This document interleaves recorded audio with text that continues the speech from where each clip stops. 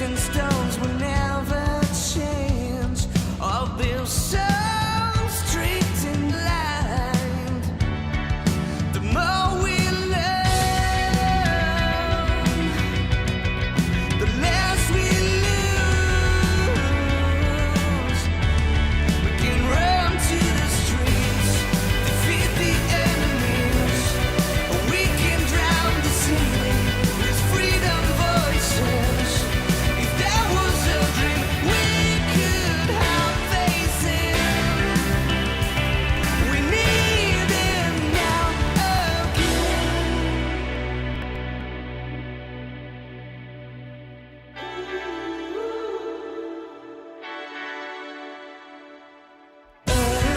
Earthquake, my heart skipped a beat.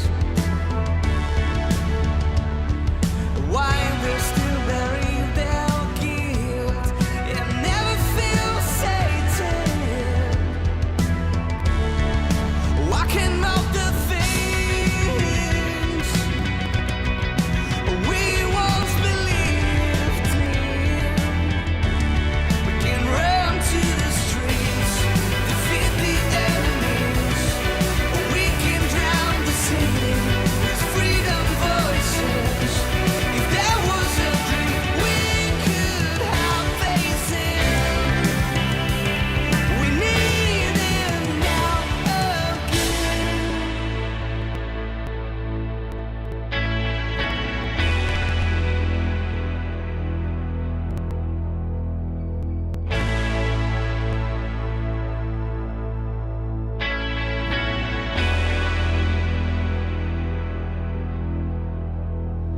The more we share, the more we rise. The more we learn, the more we rise. We can run to the streets, defeat the enemies, or we can drown the ceiling with freedom voices.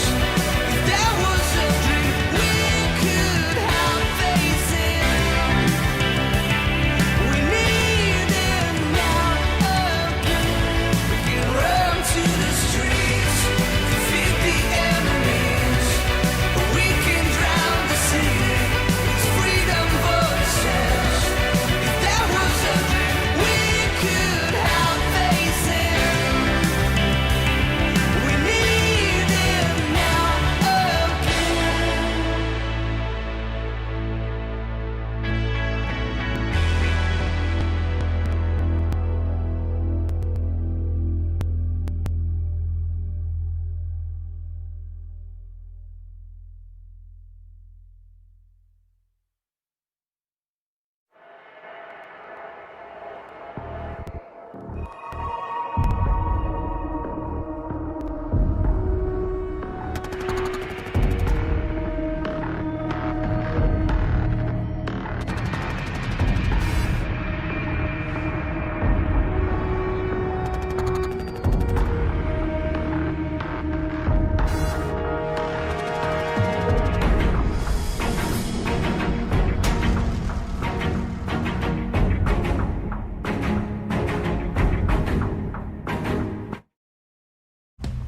General Tire was born more than 100 years ago, right here in America.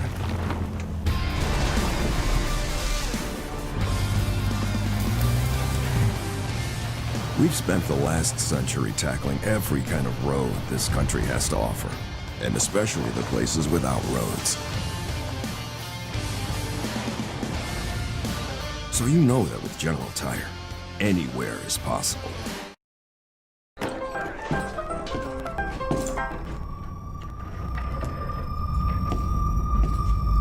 One fistful of bourbon.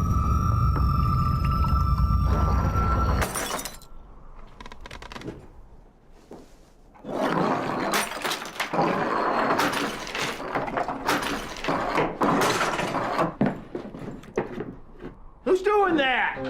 It ain't just a bourbon, it's a damn fistful. There's nothing wrong with looking good. But when riding is your passion, it's performance that matters.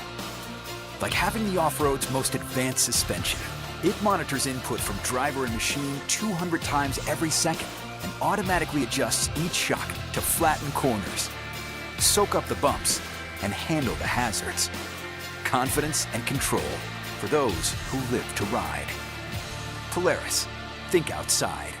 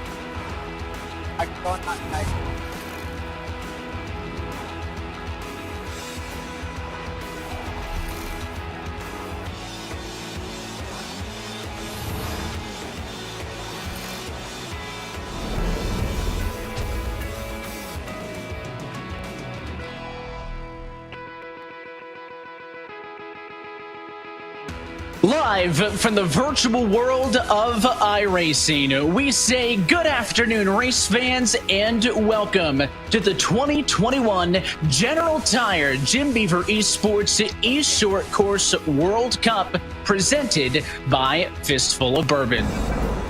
We're happy to have you strapped into the virtual seat and along for the ride with us for this special presentation of iRacing on CBS Sports. We're alongside Tiffany Stone and Jim Beaver. My name is Evan Pasoko, and Jim, this goes all the way back to last year's World Cup, a handful of some of the biggest online simulated short course events anywhere in the world. Tonight, a great way to kick off 2021. Yeah, you know, last year when the world kind of went into a period there for a month or two where not a lot was going on in the motorsports world, we decided, hey, off-road shut down, but let's bring it into the virtual world. iRacing had an amazing platform. We put together an event called the World Cup, invited a bunch of celebrities and some real-world drivers along with the best sim racers in the world. And lo and behold, everybody tuned in. Everybody loved it. We decided we wanted to do it again. Went to some of our partners like General Tire and Fistful of Bourbon, and here we are in CBS Sports. And, you know, I'm excited. And not only that, but just the racers and the racing. I'm excited to see what, you know, how the industry's matured in a year. Yeah, we're using laser scanned replicas of Pro 2 and Pro 4 trucks along with a handful of different tracks. We'll be at 2 different ones this evening. And Tiffany, to the point that Jim made, my favorite part is the mix, right? There are real world drivers competing against sim pros. I think last year the drivers with all the sim time had a bit of an upper hand, but these real life guys have had a lot of time in the sim. So I think they've caught up to some of these sim races and are going to really give them a run for their money in today's 2 races. No, you're exactly right. One guy that I'm looking forward to see is Ron Capps. Ron's been in this since May when we've been doing this, and I love everything about that. And I've actually had the pleasure of meeting Ron. So I'm really excited to see how he's going to do tonight, especially. 2 races on deck. It starts right here and right now. Qualifying is currently underway for the first of our 2 races. Points going to determine the champion at the end of the night. And it all starts right now for the Pro 2 trucks at Wild West Motorsports Park. Very different than what we'll see later this afternoon, Jim. But of course, sparks always fly in Sparks, Nevada. This is one of the most visually unique tracks in short course, and with the track layout to match it. Wild West features 4 turns, 2 of which are proper hairpins with 4 tabletop jumps and a massive drop-off after turn number 1. The rhythm section through turn 2, all designed to get these trucks into the air, and it is one of the funnest on the iRacing platform. Yeah, you know, and that's the big thing about here in Sparks, Nevada, here at Wild West Motorsports Park. It's all about those elevation changes. A lot of short course are flat. You know, the tracks don't have a lot of elevation. This one actually built into the side of a mountain. You're going to see trucks get some of the most air they'll get anywhere in the country in short course right here. And I'm really excited to kick things off here in Reno. Qualifying is underway. We have about 25 different drivers competing today. They are all on track, though, on their own at the moment. We are in the middle, and you see the top left-hand corner of your screen towards the end of a 10-minute single truck qualifying session. I touched on the points, Jim. Let's get right into that right off the bat. There is not just points for the winner of our two feature races. Points will be paid out to the top 5 in qualifying, so already a lot on the line. Yeah, there is a lot on the line. And, you know, one thing we do with the World Cup like we did last year is we try and make things really interesting. We throw drivers in a bunch of diverse different settings. They're going to run both Pro 2s and Pro 4s on the same night. It takes a completely different skill set to drive those trucks. And then we're going to invert the field. So if you're the fastest in qualifying, you want to be fastest. You want to get those points. But then it also kind of penalizes you once we go to the main event because you start all the way in the back. So there's a lot of strategy involved. Obviously, we've got that mandatory competition caution in the middle portion of the race that's going to restack and re-rack these drivers. But it's really interesting the diverse set of circumstances these drivers are going to have to deal with, to crown World Cup champion. And talking about the real-world stars, we just saw Ron Capps on track, the NHRA champion, and now NASCAR legend Greg Biffle, who's a little bit overcooking it, I think, that time at turn number 1. As he tries to get his time down, these drivers can put down as many laps as they want. Sticking with the oval world, there's Landon Castle on track as well. And here's all the onboard looks with these drivers in their various sim rig setups at home. You can see a lot of the drivers using triple monitors. You can see that for Landon Castle, top left, top middle. That's Ron Capps using the VR goggles. If you're not familiar with sim racing, Jim, that is a whole world of possibilities on what you can do with your personal sim setup at home. Yeah, absolutely. You know, there's a bunch of different looks here. I do want to key in on the guy in the top right there, Rodrigo Ampudia. He's a real world short star. This guy's won some of the biggest short course races in the world. He's here trying to do it in the virtual world, both him and his brother Alan. And it's going to be interesting to see how they fare against some of the top sim pros. But yeah, I love that. You know, there's not a one-trick pony here with these short course or with iRacing in general. You know, everybody's got a different setup. Everybody's got a different sim rig. Everybody has their rig kind of tailor-made to their driving style. We're going to see which one works out best tonight. The qualifying is done. Points have been handed out. We now invert your qualifying order and split them into 2. So let's take a look at the starting grid for heat race number 1 here from the virtual Wild West Motorsports Park. So from the top to the bottom, so you can take a look at how they finished in the Q session. Points going to be awarded to Cam Peterson. That's 10 points right out of the gate. Brandon Proudfoot going to walk away with 8 points. 6 points going to go to Ambrosius. Luke Nupp going to get 4, and 2 bonus points go to Joe Lusk. So that is the order in which they finished, I should say, qualified. This is the invert now, so it'll actually be all the way at the bottom of your screen. These drivers, Ampudia, Lawrence, Castle, and Jeffrey, that are going to start at the front for this heat race. It will be a 10-lap heat with a competition to caution at the halfway point, so it does give these drivers, if they have some issues early in the race, to recover. But it also means if you're the leader and you get a lead early, Jim, that's not going to be safe, and these drivers get to get back on you at some point. This is also substantially smaller track than Crandon, where we're going a little bit later this afternoon, so expect a lot of beating and banging when you got 13 trucks out there at the same time. Yeah, you know, and I think that's the key here. You know, you're going to see a lot different racing at Crandon than you're going to see here. One, we're racing Pro 2s here, and at Crandon, we're going to be racing the Pro 4s. But, you know, in a tight course like this, especially when we get to that main event with so many trucks on track, it's going to be a lot of beating and banging, and a bit of this is going to be survival here at Wild West Motorsports Park. Just get to the end.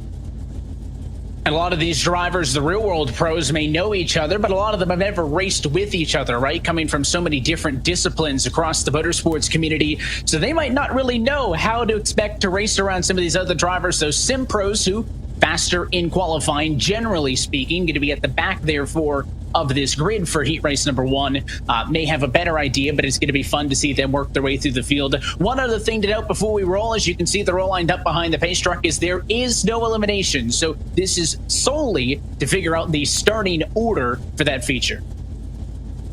Yeah, no eliminations. I think that's going to make things really interesting. There's going to be a lot of strategy in play here, and obviously you want to get those points. But at the end of the day, once you snag all those points from winning the heats and winning the qualifier, you're going to start all the way in the back come main event time. So it's definitely an interesting set of circumstances here. Something different than a lot of these drivers have ever had, and not only in sim racing but in the real world. Looks like we're getting rolling here, and we're ready to go green flag racing.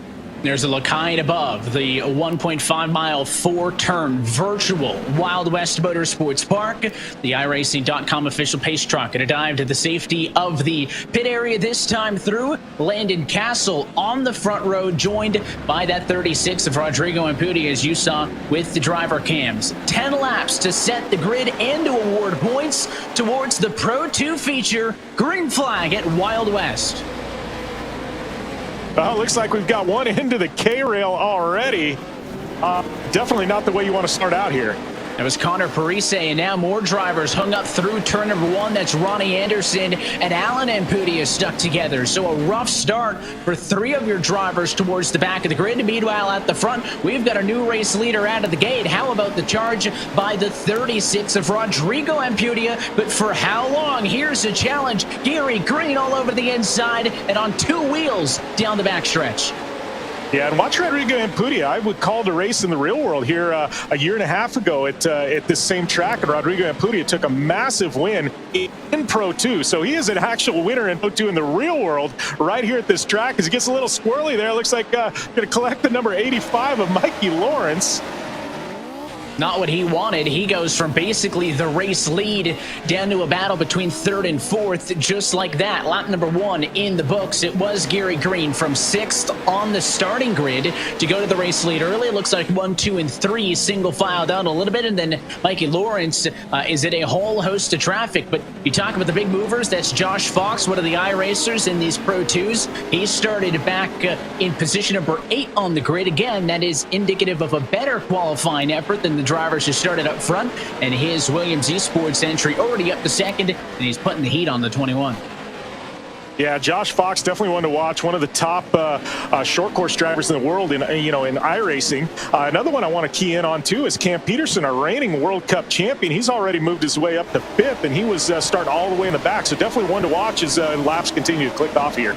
Impossible to think about eShort course and not mention Cam Peterson. That's him there. He swept the 2020 iteration of this eShort course World Cup. He won everything and is obviously the favorite coming into this one. He was fastest in practice and fastest in qualifying that gave him those early 10 bonus points, and he's going to storm in on the battle for 3rd. Puts a big slide on the 36, and I think Ampudia's hung up on a K-rail in turn number 2. So that'll take him out of this battle. And Peterson, who started at the very back in 13th spot, is now hunting down James Ambrosius for 3rd.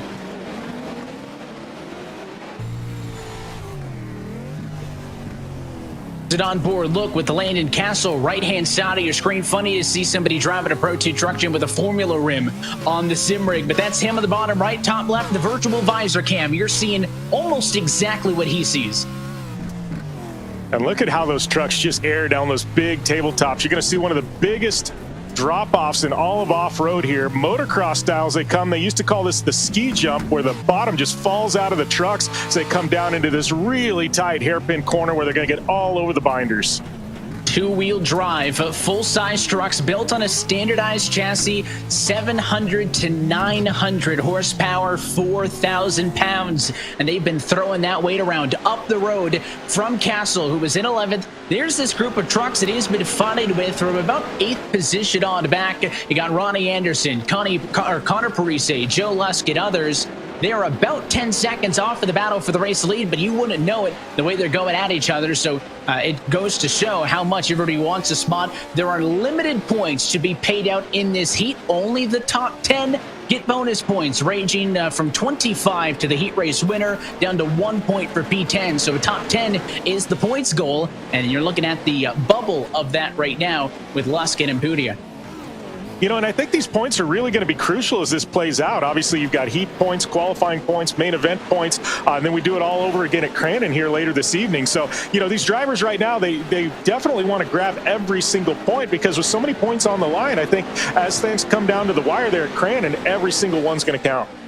Is there a strategy between getting a decent enough finish in qualifying to get points, getting a decent enough finish in these heats, to also not go all the way to the back of the grid for the final race? Looking off at the back of the 11 at Connor Parise, he's in 8th position right now. Behind him is Joe Lusk, then Ampudia. Those are the drivers in the points at the moment. I should note that the 36 of Rodrigo Ampudia, who I mentioned was hung up on a K-rail, he's out of this race, and there's that beating and banging Lusk on the door that time. But he may open up the door for the 10 truck behind to get into the conversation. Also, left-hand side of your screen, you can see that Cameron Peterson now up to 3rd in the running order. As we go on board here with Joe Lusk, looks like he's hunting down Connor Parise. Connor, he's an accredited, iRacer himself. I know he's been in the IRX World Championship. He's solid in short course. Definitely one of the most diverse dirt road drivers on the service.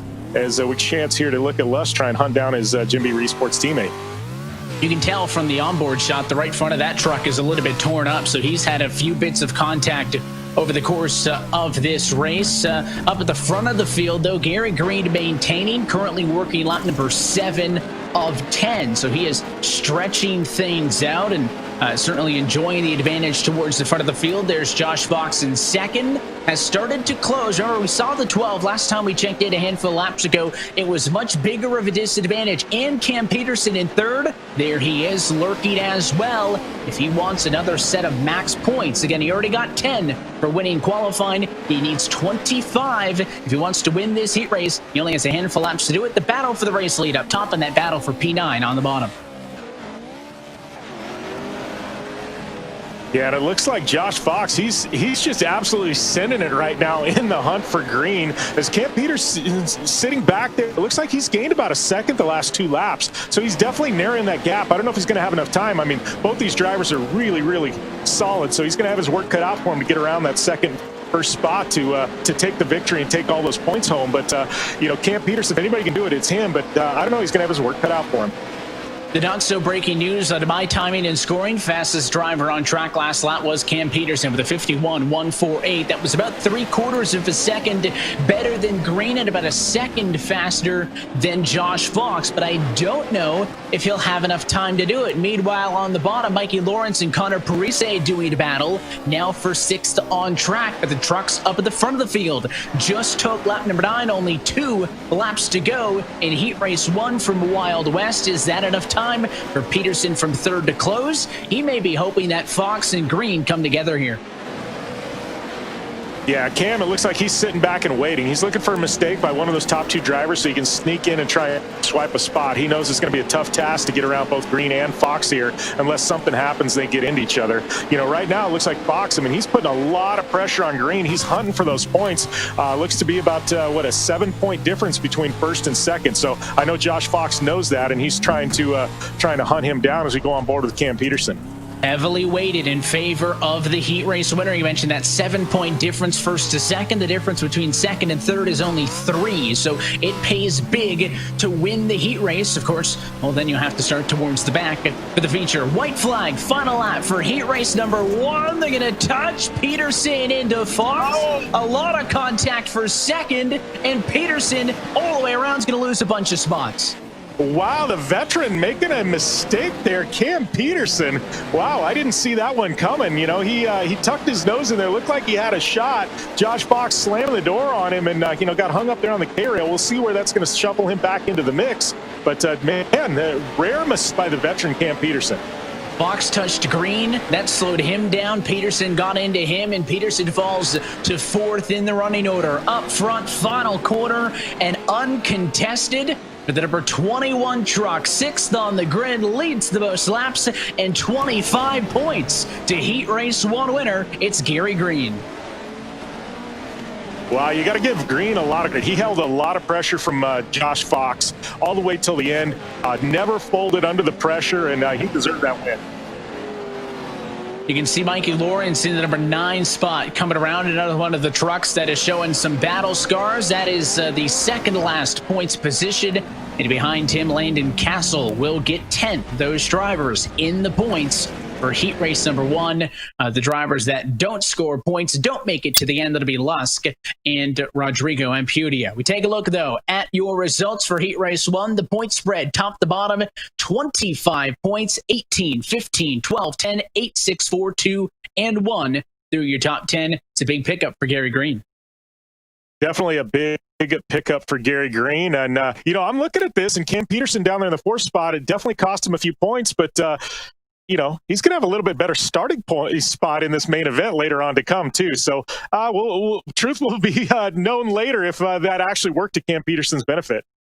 He'll get 12 points, I think, from 4th. You combine that with his qualifying points, he'll have 24. That is not enough to match the 25 that Green gets from winning the heat. So Green on top in that discussion for the moment. Already on the grid for heat race number 2. Again, this is the other half of the invert from qualifying. So Bucky Lassick will start this one from the top of the board after no queue time. We saw Greg Biffle, his issues in qualifying. It'll net him a spot on the outside of the front row. Look at all the real world stars here. Action sports star Travis Pastrana side by side with Ron Capps on row number 2, Sean Stratton and Parker Kligerman through the top 6.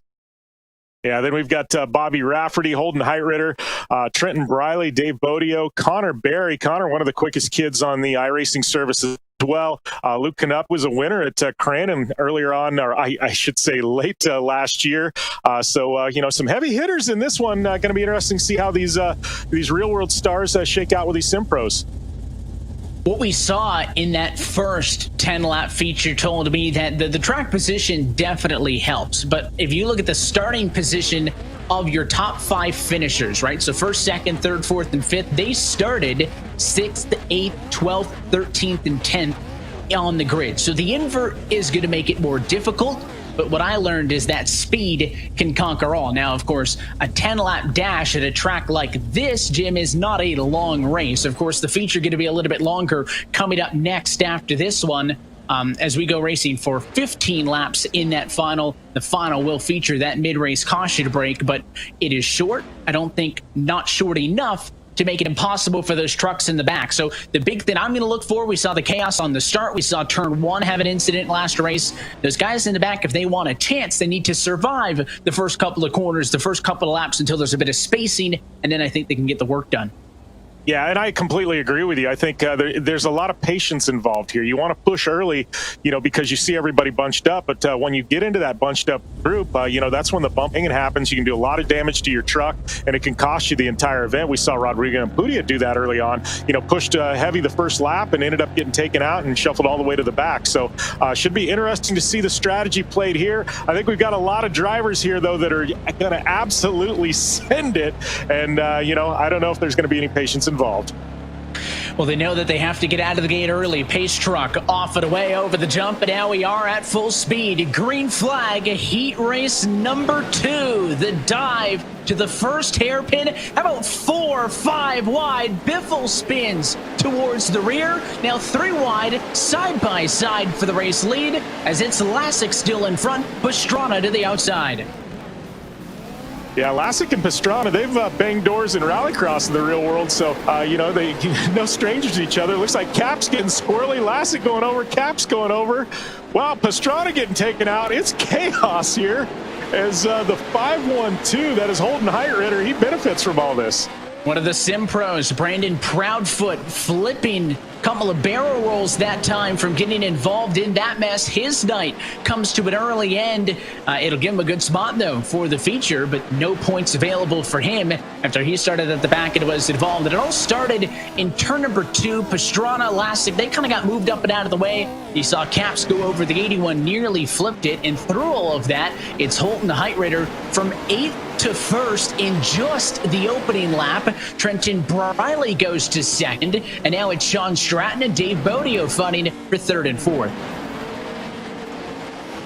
Yeah, you know, and the guys with the patience, it ended up benefiting here. And, you know, even a guy like Greg Biffle looked like he spun, but he stayed really outside of that first corner and let some of the chaos happen below him. And, you know, he's, in ninth. He's in a point-scoring position right now. So, you know, patience definitely going to be a virtue here as we work our way through Wild West Motorsports Park and head to Crandon later tonight. But right now, it's all about holding Heidritter out front. But Stratton getting a little pressure there from the 18.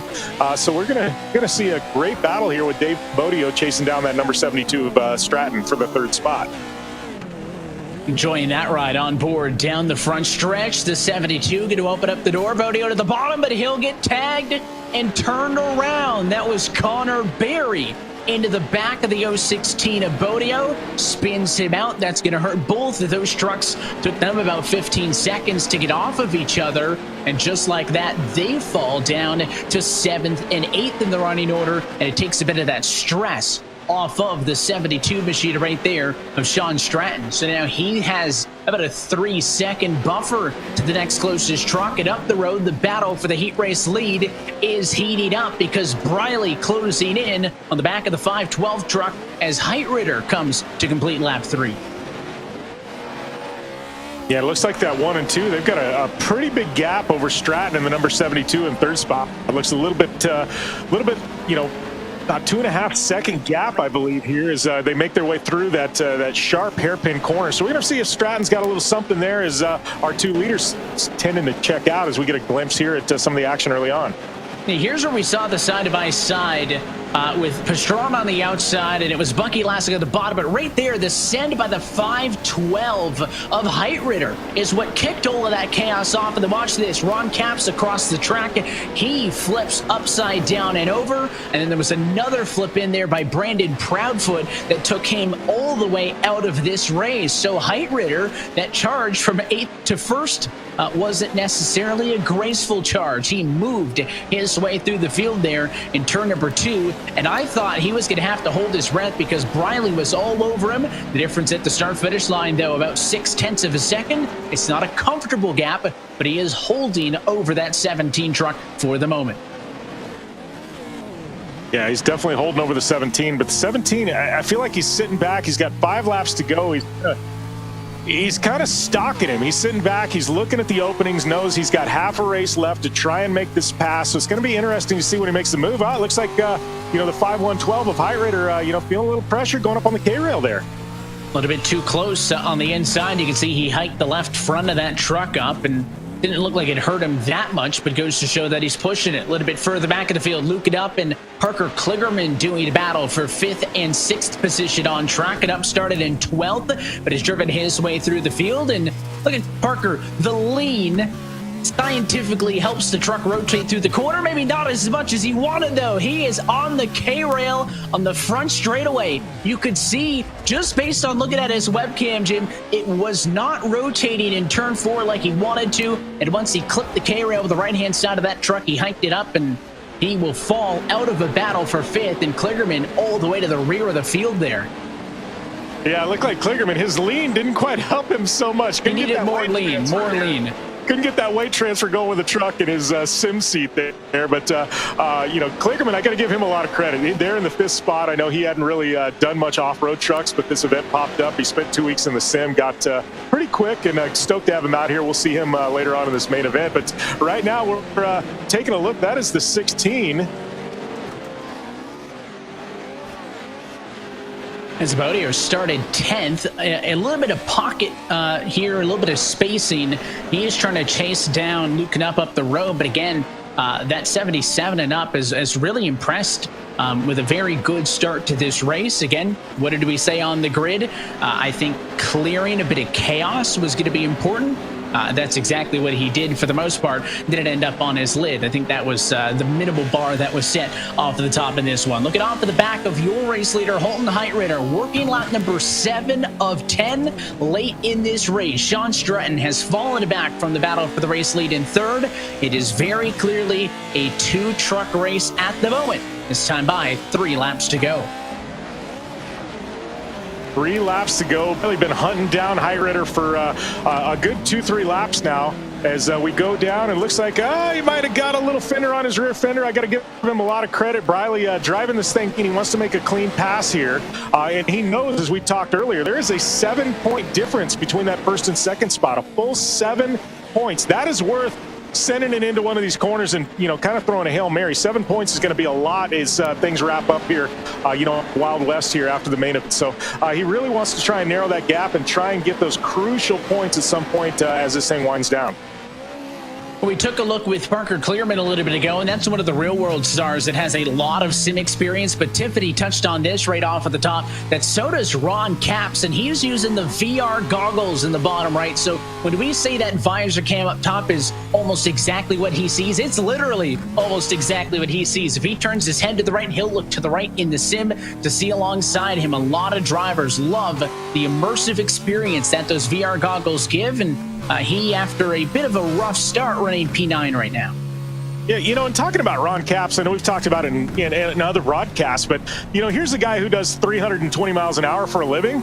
And a lot of people think he can only go in a straight line, but he's also raced Chili Bowl. On the sim, in the sim, he's always, racing in various different disciplines. I mean, he's a well-rounded driver, and I think him being one of the best drag racers in the world, sometimes people forget he can actually wheel other things in addition to a funny car. I'm not sure there's many cars left on the iRacing service that Ron hasn't driven. He has been one of the most enthusiastic drivers. As you mentioned, the way that all of this eShort course started is when Real World Racing came to a pause early to middle of last year.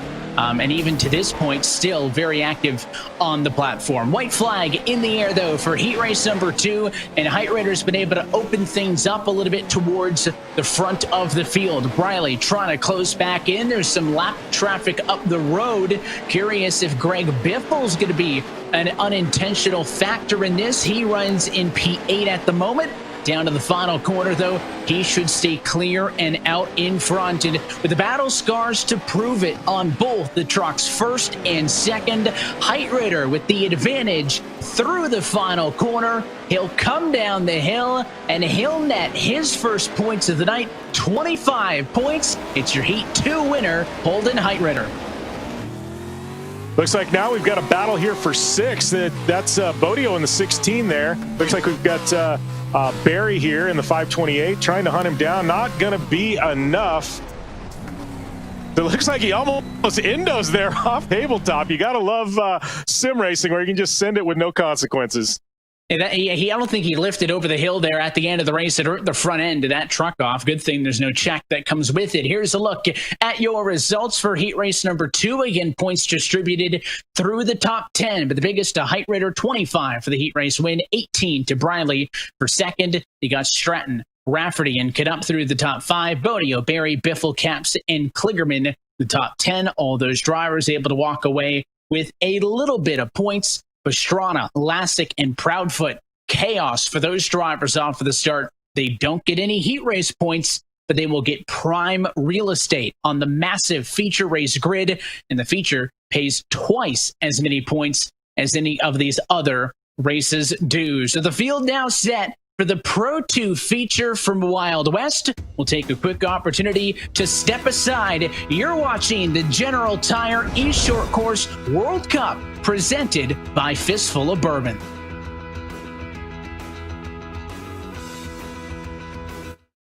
Born for competition.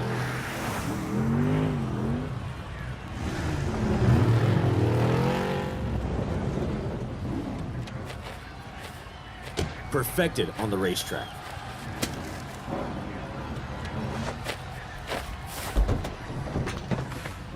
For whatever your road looks like,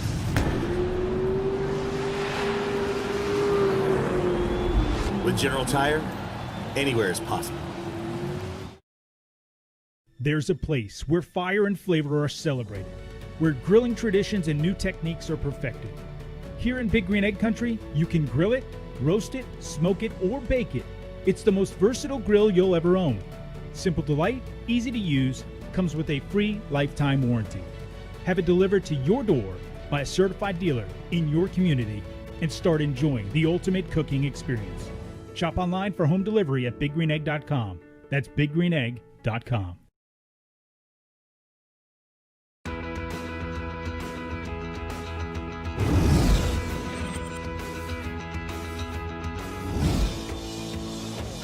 And back live from the virtual Wild West Motorsports Park, where this special presentation of iRacing on CBS Sports continues.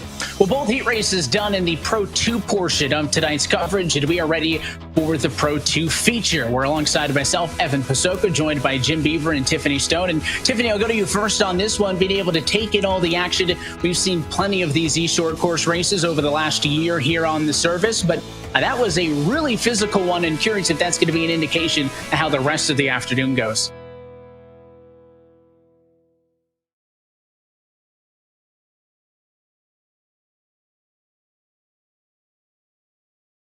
Yep, take over. Yeah, it looks like we're having a few technical difficulties there, but yeah, it's it's going to be interesting to see the way that this stage is set here, Evan, for for this main event, because we've got some guys like Pastrana who are no stranger to the sim. They're going to be starting up front. We've got some guys like Cam Peterson. We expected to start all the way in the back. Now, Cam Peterson, he's going to be starting a little bit towards the middle here. So we've got some interesting storylines that are kind of shaping up for this very first main event of this double header here with the Pro 2s. Well, the big thing that I'm looking at is, those heat races were chaotic enough with 13 trucks. We mentioned that there were no eliminations, right? So all 26 drivers advanced to this feature. It's a little bit of a longer race. We go from 10 laps to 15 laps in length for the feature, and there will be that competition caution at halfway to group the field up, Jim. But I don't know if it's possible to fit 26 trucks off it into turn number one. I know you mentioned we saw a couple of the drivers sending it off some of the jumps post-race, and the beauty of the sim is you tear up the virtual truck. There's no check associated with that. That also means that when you're sending 26 trucks off it into the first corner, there isn't a lot of fear in the process. So we may see some very bold moves. There are a lot of the points on the line in these features. The win pays out 50 towards the points. Well, and speaking of bold moves, looks like we've got a replay of the start from Heat 2, which, like you said, we're going to have double the amount of trucks on the grid this go-around. So it's going to be interesting to see how these drivers survive this lap one, this turn one, and turn two chaos here with the Pro 2s at Wild West Motorsports Park. As you see, Biffle gets a little squirrely, and all of a sudden the domino effect happens behind him. And a lot of drivers bumping and banging. Then we head into this turn two, and you saw Lassick and Pastrana both get turned sideways along with Ron Capps. And it's just, it's going to be a lot of trucks on this short track, Evan. I know once we get to Crandon, things will sort itself out. It's almost a 2-mile track. But here at Reno, where it's less than 1 mile, that's a lot of trucks and a tight amount of space. Yeah, the big house, I think, will give us a little bit more room. To that point, this is one of the smaller tracks of those on the iRacing service, and you thought that looked, crowded even from high above. Just picture double the amount of trucks in it when we do it now for the feature. They're just coming down to the end of a 5-minute warm-up session, Jim. Obviously, the points are weighted in favor of finishing up front, but if you want to earn points in qualifying or earn points in a heat race, you give up track position for the feature. So I'm really interested to see what those sim pros towards the back are going to be able to do in this main event, because this is where you can win or lose this race, right? I mean, we're going to take points from the Pro 2s and the Pro 4 later on. You can't, I don't think, win it now, but you could definitely lose it if you get no points. Yeah, and that's the key here. They've got to be very patient. They know that there's going to be that competition caution in the middle. So they're going to get a shot to regroup, and they're going to get another shot at the leaders. So, you got to be patient the first couple of turns. We know it's going to be chaotic. We've seen it in the heat races. So they really want to, kind of walk through and pick their way through, not get really aggressive early on. I think they're going to have to let the first lap really kind of play itself out. Then they're going to be able to drop the hammer. They're really going to be able to make up some ground. They're going to be able to pick off some of the drivers, and they're really going to have to wait for that competition caution. Then when things get regrouped, hopefully they can be about halfway through the field. Then it's off and racing for the second half of this race. I'm excited. It's going to be an all-out slugfest here. Tight quarters. We're going to see who's the best of the best in a Pro 2 right now. And it's easy enough to go into with a game plan on your own when somebody hits you from behind. All bets are off. Let's take a look at your starting grid for the Pro 2 feature from Wild West Motorsports Park. So again, an invert of the heat race finishing results. So Brandon Proudfoot going to find himself out at the top. Bucky Lassick slated for second, but he will have it end of the longest line of penalty and to go to the rear. Rodrigo Ampudia, Travis Pastrana on row number 2 with Joe Lusk and Parker Kligerman through row 3. And then we've got Landon Castle and Ron Capps. We got Mikey Lawrence, trophy truck racer, along with Greg Biffle. Alan Ampudia, Baja champion there, along with Connor Berry. And continuing on through, you got the likes of Connor Parise and Dave Bodio through the top 14, Anderson, Nupp, Sant, and Rafferty, but big names towards the rear. Your defending eShort Course World Cup winner from 2020, Cameron Peterson, back in 19th position. And of course, we mentioned Gary Green, who walked away with big money points by winning his heat race. That was an instant 25-point cash out. He is all the way at the rear in 25th position. That is a lot of trucks ready to go racing. Again, 15 laps of competition caution at halfway, and more drivers than points paying positions. More drivers than points-paying positions. This is a lot of trucks, probably the most we've ever seen here at Wild West Motorsports Park. It's going to be interesting to see what happens as, looks like we got one of our drivers pulling off there, backing it up a little bit. I think that's going to be an EUL. I knew Bucky Vlasic had one. I think Proudfoot also going to get one for not completing enough laps in the heat. So that is to prevent anybody from sandbagging for a good spot on the grid. They were in wrecks, though, but still, end of the longest line. They go to the rear. So your front row is now Rodrigo Ampudia to the inside, and the 199 at Travis Pastrana on the outside as we say, let's go racing from Wild West. Rodrigo Ampudia, no stranger to this track. We're going to see what he can do out front. And Travis Pastrana on the 199. Look at them avoid that chaos and carnage there. A lot of bumping and banging. Doesn't look like anybody got spun around quite yet.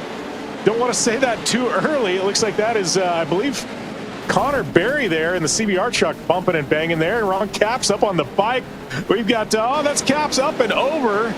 That's the second time he's been on his lid before turn number 3 in these races. And I saw Pastrana was real aggressive with the push. There's Landon Castle at another flip more towards the rear as Castle going to be door banging side by side and battling with Travis Pastrana for second and third. Further down the road, they cycle out and to the top of the board in this one, and ahead of all of the chaos, how about Joe Lusk? He is home free after lap 1. Yeah, Joe Lusk somehow managed the madness here, and he's got the entire track to himself at this point. It looks like we've got Parker Kligerman, I believe, on the hunt there. But, man, look at Lusk. I don't know how he survived that. I don't know how any of these drivers did at this point. But you got to give him a lot of credit there because it is nothing but clean sailing for now. But the key here is there's so many trucks on track, Evan, that they're going to get into lap traffic really quick. And one thing I'm noticing that is a big development is that Cameron Peterson is in the pits. Your defending champion from 2020, in which he won everything, the heats, the features, and all that. He is to the pits early in this Pro 2 feature. I said you can't win it now, but you could certainly lose it. There is a huge amount of points that Peterson is going to miss out on here, and that may end his hopes of repeating before they even began. Yeah, it's going to be interesting to see the way that plays out. As Heiritter, he's got his elbows out tonight. We saw that in the heat races, and we're seeing it again. A lot of bumping and banging out of Heiritter. It's going to be interesting to see if there's any retaliation at some point. But that 512 truck, look at we got a few of them. Got one of the Ampudia trucks. That's Travis Pastrana, the 199 there. And upside down is Rodrigo Ampudia on his lid. So that was about 3 trucks that got hooked together and couldn't get off. And that's as good of a segue as any to get Tiffany Stone back into the conversation. And to the point that I made when we came back for the start of this feature was that we were curious if those aggressive heats were going to be kind of indicative of what we'd see in this feature. And it has lived up to the tail of the tape, a lot of physicality. No, I completely agree with you. I think everything is going really, really well right now. The 3 wide, the 4 wides, that's what really gets me. And being able to see Parker Kligerman get it up into second, especially after what he went through, I really feel like a lot of them were just understanding the track, understanding how many trucks are there. When you have, over 20 plus trucks on this, anything could happen. One little turn this way, one little turn that way, and it all comes together, and it seems like it did for Parker.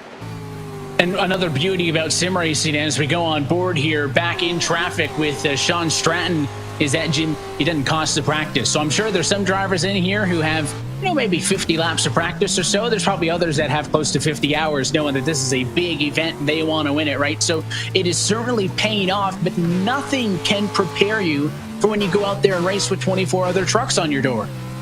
Yeah, well, and that's the truth. We saw it with Cam Peterson. I mean, he's the fastest in the world. He has all the track records. Everybody, by and large, respects him as the top eShort course driver in the world. And here he is in the pits, and he's out, and it's a tough break for Cam Peterson. But like you said, you can be really great all by yourself, but when you mix in, 24 trucks on the same track, a lot can happen, as we saw heat race winner there, Gary Green, now up and over.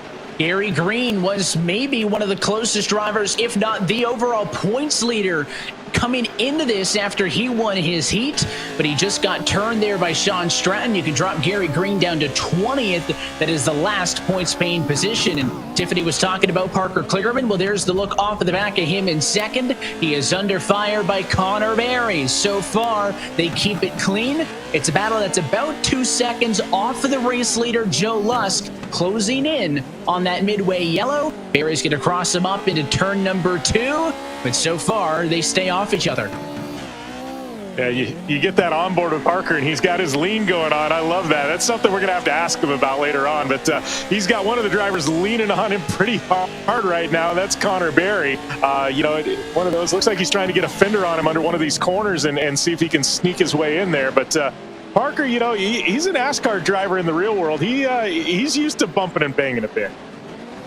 You can see he's very active as well, talking with his crew or his spotter. I'm sure he's got a whole host of buddies in the sim with him. It's not just these drivers. They can have a real-life spotter or team communications like you would in real-life competition. And at that moment, caution. You can see the ticker, top left corner of your screen, has turned yellow. So that is our competition caution for this Pro 2 feature race. So we will slow things down, and that nice comfy 2+ second advantage that Joe Lusk had that we were talking about is going to fall away. They'll race to catch up to the iRacing official pace truck, and we'll basically have about a 6-lap, 7-lap sprint race or so, depending on how long it takes to get these guys wrangled in. 25 started, 19 of them are still on the lead lap at this moment. And they do have the ability, we talk about the uniqueness of sim racing, Jim, is they can come in and get a fast repair. So some of the drivers towards the back of the field that may have been damaged, iRacing can turn those off. So with a lot of official competition, if your truck's damaged or if your car's damaged, whatever you're racing, you can't just magically fix it. You got to sit in the box and let it get fixed. Time accordance with the damage. But at least here, drivers with issues can get them fixed up pretty quickly, Tiffany. No, I agree with that. And some people that we're going to look at beyond that is going 5 and below. Ronnie Anderson. Ronnie Anderson is a pro driver, and I love seeing what he can do out here. He's been in a handful of races before, and what's so great about this is, a lot of these drivers that are not sim drivers, the pro drivers, have raced on this particular track and later on going into a Pro 4 as well. But with this one specifically, there's a lot of great turns, and being able to really read that, and like you said, your spotter is going to be a definite key in this, especially in the second half of the race. And it's short, right? I mean, in theory and on paper, it's a 15-lap race, Jim. In reality, it's more like 2 6-lap sprints. So we talk about there being more time than those heats. This is your opportunity, right? You close in, but that chaotic start, it's going to repeat itself right now. Yeah, it's definitely going to be repeating itself. We're single file now instead of side by side, but we're definitely going to have a little chaos in turn 1 and turn 2. These drivers know this is the last chance. There's no more cautions. If that leader, stretches his gap, it's going to be really tough to catch him after this. So I think we're going to see maybe Parker Kligerman try and put a move there on Lusk. Parker's been very patient, sitting there in the second spot. I can see him pushing Lusk, and we can't count out Connor Berry or Ampudia there in the 4th spot. This is Alan Ampudia, who may make a move there as well. So, it's going to be really interesting here as we go to green flag. 10 points for the fastest time in qualifying is nice. 25 points for winning your heat race is nice. But you want to know what's better than both of those? 50 for winning a feature. That is the payout for a feature race win. 40 to second, 35 to third. There's your on board with that 10 of Alan Ampudia. Started 11th up to 4th position. One of the bigger movers. As the lights on the pace truck are out, we will spread things out. We'll set them up 2 by 2. and we will do it again. So Lusk going to have the inside advantage of that run down to turn number 1. Kligerman on his outside. It's Barry, Ampudia, and Parise inside of the top 5. And there's his brother, who's had a bit of a night to forget, 1 lap down, back in position number 20 thus far. That's the final points pain position. Pace truck going to set sail. Field in the hands of Joe Lusk. It's a restart. 6 laps to go. They're going to go up into this really tight turn number 1. We're going to start seeing them drift out wide. Drivers going to be leaning on each other there. Looks like Lusk going to get through clean. Ampudia through. Looks like Kligerman going to drop 2 spots there as Connor Berry gets by him. How about some 5 wide, a spin towards the back as a couple of trucks got turned. More spins now as Trenton Briley is on his lid and barrel rolling into turn number 3. So the chaos off of the restarts continues, but you said it there. Big winner is going to be Connor Berry, who ends up in 2nd. Alan Ampudia goes to 3rd. Kligerman's in 4th, and a great battle behind those 2 for 5th. Yeah, we've got Proudfoot now up into the 5th spot there, it looks like. And, he was one that, had to go all the way to the back of the grid for the start of this main event. So, he's moved up some 15 spots at this point, 15, 20 spots to get where he's at. So you got to give him a lot of credit. He's driving a strong race. A spin towards the back. I saw Connor Parise just get turned, and here's 2 of the drivers in this battle. Parker Kligerman and Alan Ampudia. The 77 Kligerman doing the chasing right now, as it looks like Parker a bit more concerned with maybe what's behind him than what's in front, because I saw a big send by Brandon Proudfoot into 1. There's about a truck length and a half difference between those 2, but you can see Proudfoot's 22 right there. Again, throwing it into the bottom. Bit of a shot into the door. Doing everything he can to rough up that 77 to get on him. They're all over each other down the front stretch. Yeah, and you got to love this, this in-car here. We've got, you've got Parker Kligerman, a NASCAR driver. You got Alan Ampudia there, a Baja champion. I mean, how many disciplines can you mix a real-world NASCAR driver and a Baja champion from a year ago into the same race? I love this, and both of them running strong in the top 5. One of my favorite things I think about the sim is you can see some beating and banging up the road in a battle for the lead, because the 5-2-8 of Connor Berry looking to the outside on Lusk for the lead is, all these drivers can likely drive the cars they drive in real life, these crossover stars, if they want, in a very professional setting. But a lot of the appeal is you can get out there and drive whatever you want. The 14, the 512, that's Heitritter and Ambrosius all over each other. But as we look to the front, it is a new race leader off at turn 4, Connor Berry to the race lead with 3 laps left to go. Wow, and you got to give this guy credit. He's had to battle his way all the way up there. Lusk, one of the sim pros. Connor Berry, I would consider him borderline sim pro at this point. He also drives a lot of off-road trucks and short course in the real world. But to get around a veteran like Lusk, you got to give him a lot of credit. That is not an easy task. And here's the slide, because Lusk does not want him to get away, throwing it to the bottom. But unlike some of the other battles, they've kept it clean, maybe a slight touch that time off of 1. But Lusk has not resorted to putting the bumper to him yet. Big difference between the 50 points for the feature race win and the 40 that come for finishing in 2nd. But Lusk really going to lose some time, that time off of 4. Now 2 laps to go. The battle for 3rd starting to draw in just a little bit. Proudfoot 3rd, Ampudia 4th. No change with the Parker Kligerman still P5. Yeah, Kligerman's still there in P5. Berry out front, getting hunted by Lusk. Got Proudfoot now into the 3rd spot. Lusk and Proudfoot, couple of teammates here. Maybe we're going to see a little action here with the teammates. It looks like Lusk there getting into the fender there. Connor Berry just let him know it was there enough to upset the truck that Lusk could slip by. We're going to see if Connor Berry's got a little something to come back and get around the Lusk again. Going to try, and behind them, I thought I saw the 48 of Peterson in a battle, but it was not for a position. Remember, he was forced to pit road. Peterson is a lap down in 17th. That's big in the storyline for the points. Here's the move to the bottom, side by side for 2nd, looking for the white flag in the Pro 2 feature. Proudfoot, he's got the position. Does it work? all the way to the bottom. It looks like he just slipped by Barry. He's going to slam the door. It looks like he's going to try and pinch Barry off there. Barry going to go all the way back down to the bottom now with Lusk and Proudfoot. And for the lead now, contact with Joe Lusk, who opened up the door 3 wide for the race lead. Wow, this is some good racing there as Proudfoot dropping all the way to the bottom now, trying the outside inside as he clips the K-rail, almost goes up on the bike. Connor Berry trying to out-drag race Lusk to this next corner. 2-horse race, 1 corner to go. With the inside, Joe Lusk gonna put the slide and shuts the door on Connor Berry. Proudfoot gonna move in. They'll beat and bang for second, but up at the front, Joe Lusk survives to win the Pro 2 feature at Wild West. Wow, what a shootout there in that last lap. Proudfoot, Berry, Lusk, 3-truck race, going 3 wide at times. What an amazing bit of action there to cap off, I guess, our first main event of the evening. All the way through 14th, battling to the start-finish line. That was Trenton Briley who's in the catch fence after the race, just beating out Connor Parise, 14th and 15th. We're about 20 seconds off of the battle for the lead, and there it is. Joe Lusk was very comfortable at the white flag, but it got a little bit dicey real quick. He holds on, gets the 50 points. Connor Berry, Brandon Proudfoot, Alan Ampudia, and Luke Cadup, your top 5 finishers, going to get the max points.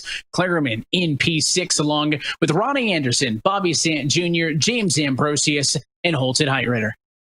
And one of the kind of impressive things about this top 10 is you've got a mix of sim pros. You've got a mix of real-world off-road drivers, and you've got a mix of crossover drivers with a guy like Parker Kligerman. It's really an interesting, diverse, set of drivers.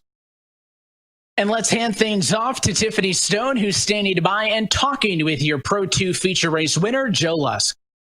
A big congratulations to you, Joe. Obviously, there was a back and forth for first, second, third, all of that carnage. Walk us through what you saw for this entire race. Oh man, it was pretty clear at the beginning after, the turn 2 kind of pile up a little bit, everybody rubbing fenders a little bit, but then kind of got out to a lead. And then, after that competition caution, I saw Connor behind me and I knew he was pretty good. And just battling back and forth with him was pretty exciting. And then I saw Proudfoot coming and I was like, I know he got an end of line penalty at the beginning. I was like, how did he get back up here? Oh my goodness, how am I supposed to manage this? And then just kind of all out back and forth racing there at the end. It was a lot of fun. And talking about managing a few things, was there any turn out there or anything that gave you a little bit of trouble, but you figured it out through laps after laps? Yeah, I mean, I think I'm not the best at these cars in this track by far. And I think, there's times where I got a little bit tight going through one and then also going through the final corner there. And, just doing a lot of laps, especially as the track starts to wear, it kind of changes how you have to drive. And at the beginning, just when I think I'm learning how to do it one way, then the track kind of goes away and I have to start doing it another way. So it was kind of a give and take all race, but just trying to adapt to those conditions is all you got to do.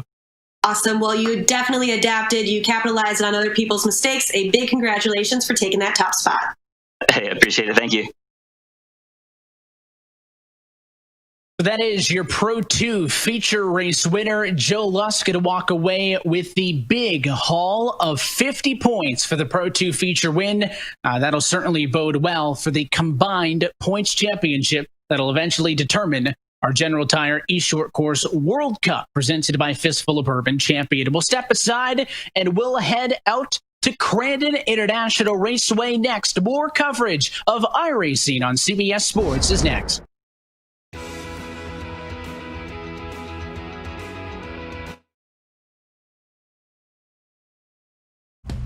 General Tire was born more than 100 years ago, right here in America.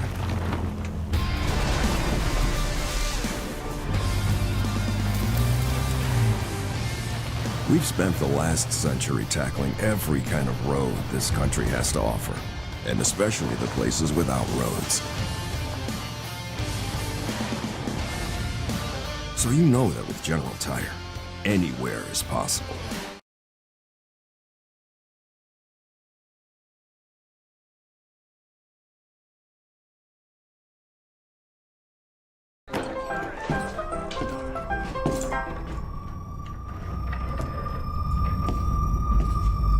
1 fistful of bourbon.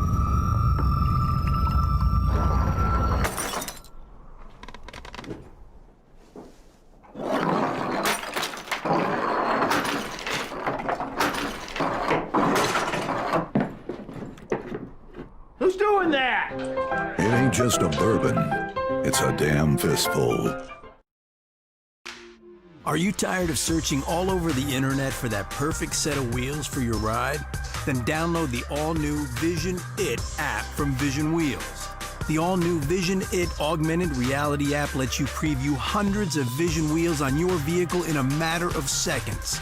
Just download the app, select your wheel of choice, and share photos of your vehicle via social media or email. It's the Vision It app, new from Vision Wheel.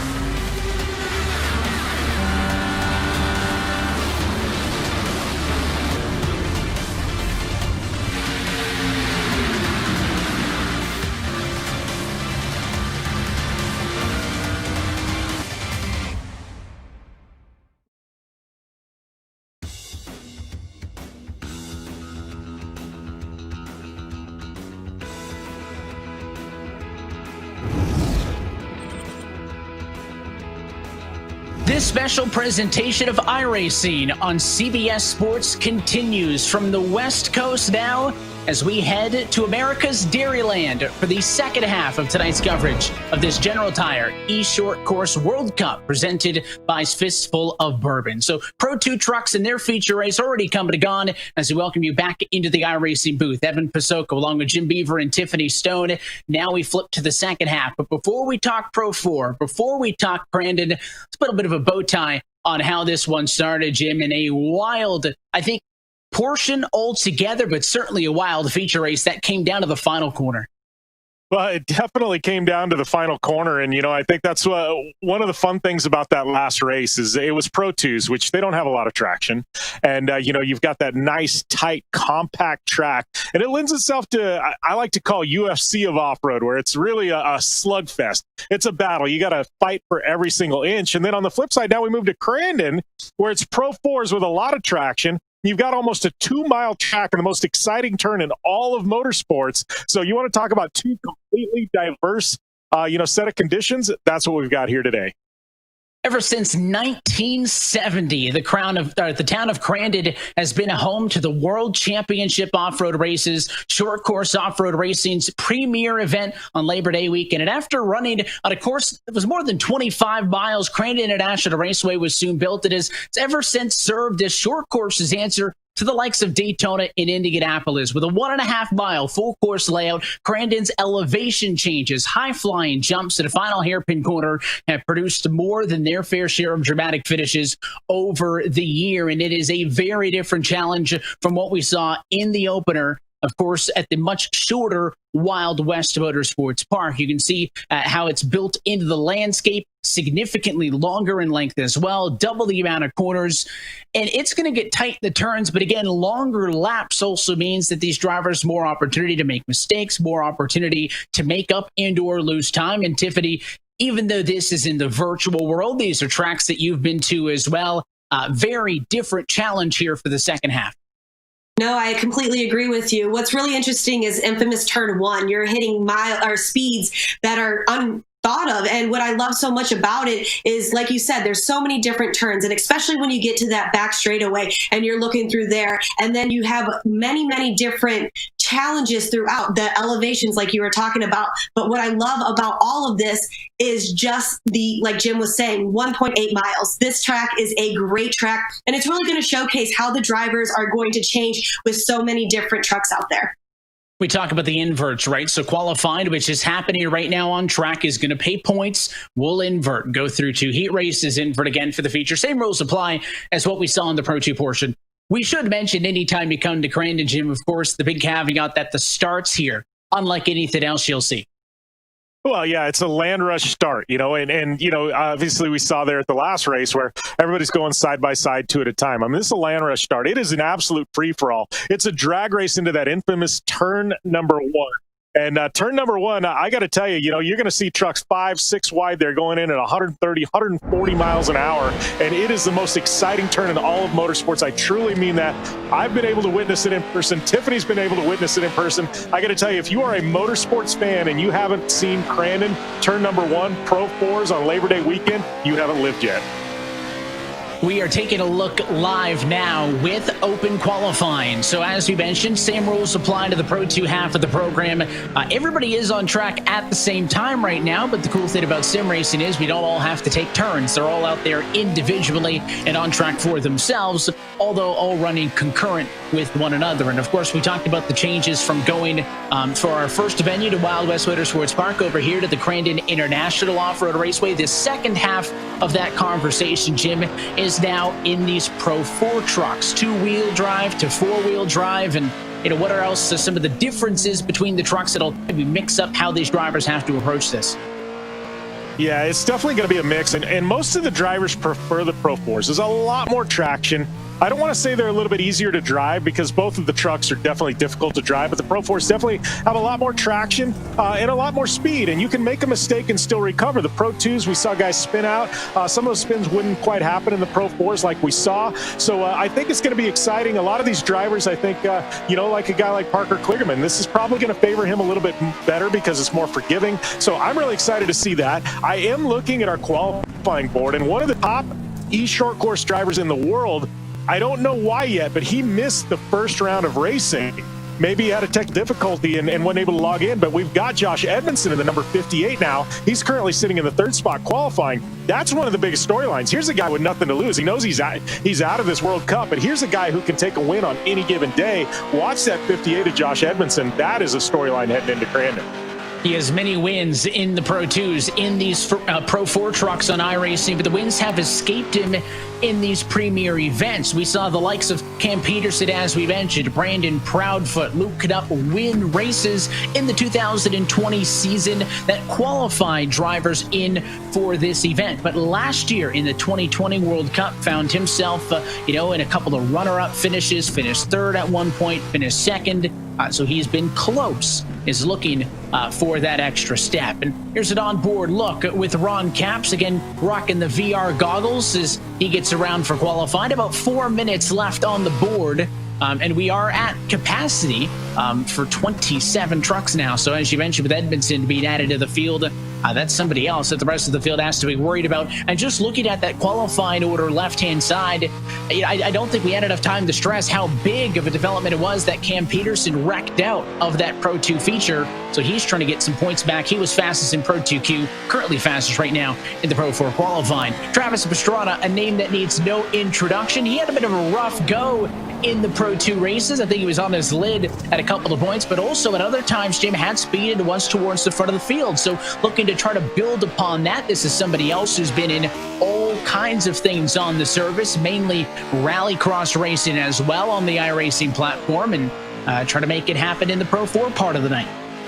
Yeah, and one thing to note about Travis Pastrana is he's actually no stranger to Crandon. He showed up last year and he raced a Pro 2 here at Crandon. So Travis, one of the few guys who's actually raced here in the real world in a full-size truck.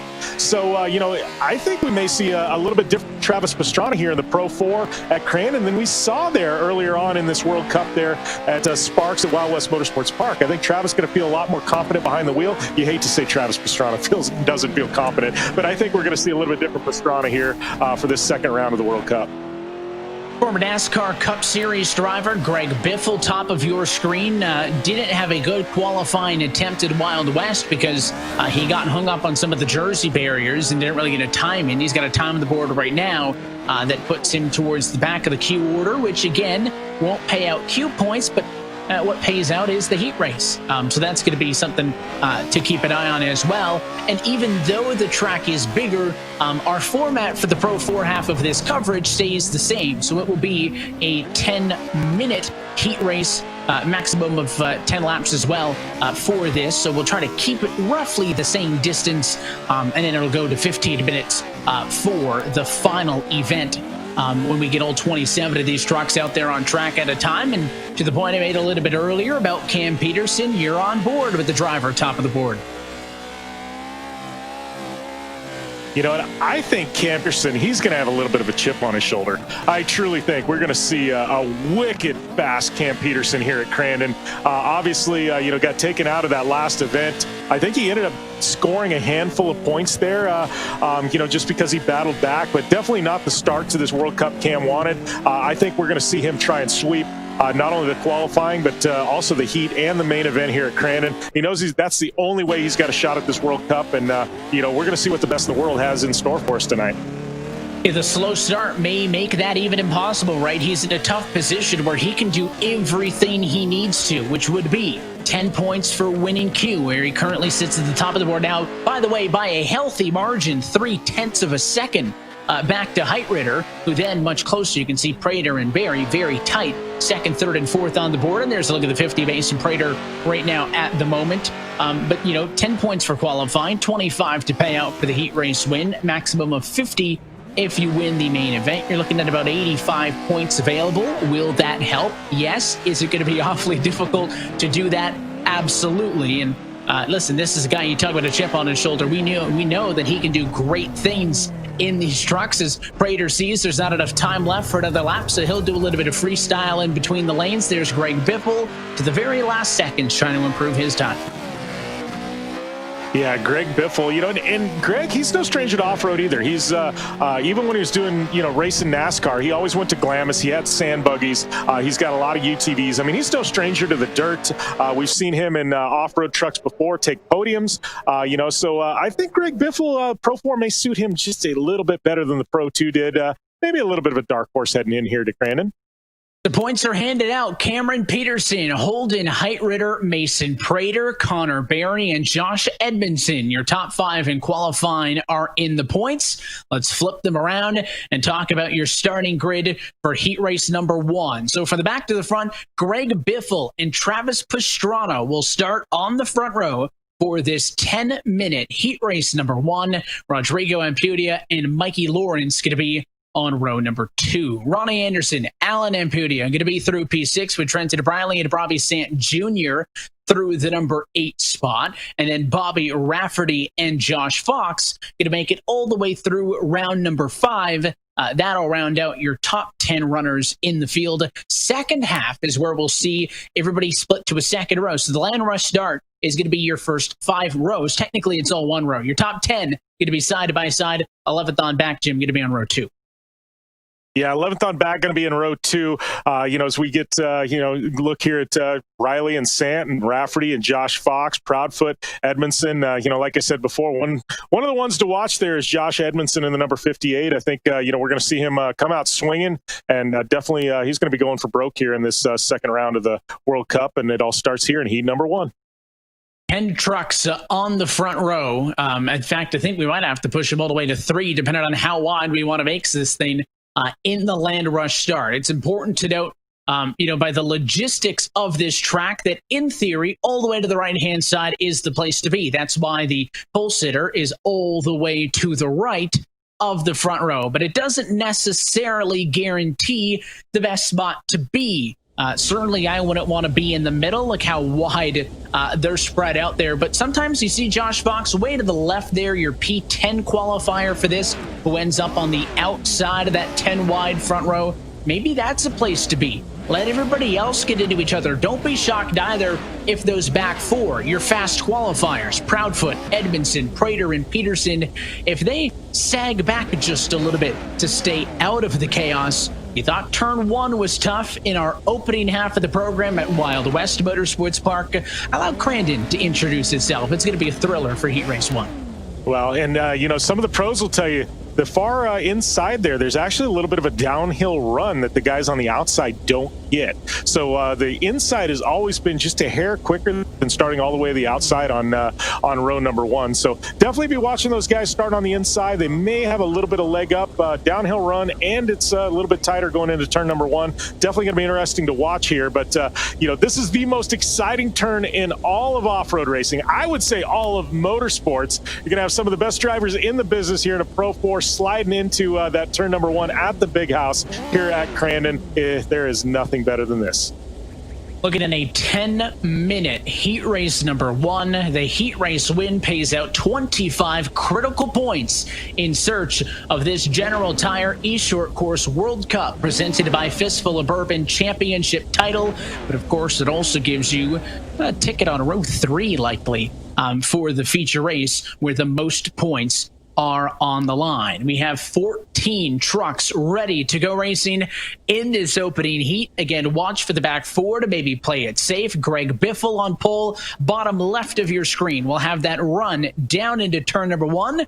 The advantage into the first corner, but you really do need to be efficient getting through the gears as well off of the get-go here to get it up to speed, and maybe a false start for Pastrana and Biffle. That may end up being a penalty as those two drivers roll before the green flag flies. Now we're racing. Look out with traffic in front. A couple of trucks together at the rear, and who wins out in all of this? Is it the 10 truck? Yes, it is, of Alan Ampudia, but for how long? Now it's Trenton Briley to the race lead.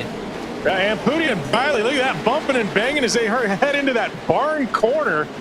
Oh wow, that was a wild start to this with Biffle and Pastrana, kind of messing up the rest of the field there. Ampudia dropping back into the third there. You got Josh Fox now putting a lot of pressure on Ampudia. And as you see, 3 wide. Yeah, 3 wide. As you see here, Evan, I mean, this track's just got a lot more real estate. We can go 2 and 3 wide here. Oh, that was a tough one there from Mikey Lawrence, clipping that K-rail, doing a lot of damage to that truck. But, these drivers are able to go 2 and 3 wide here, whereas we weren't able to do that at Wild West Motorsports Park.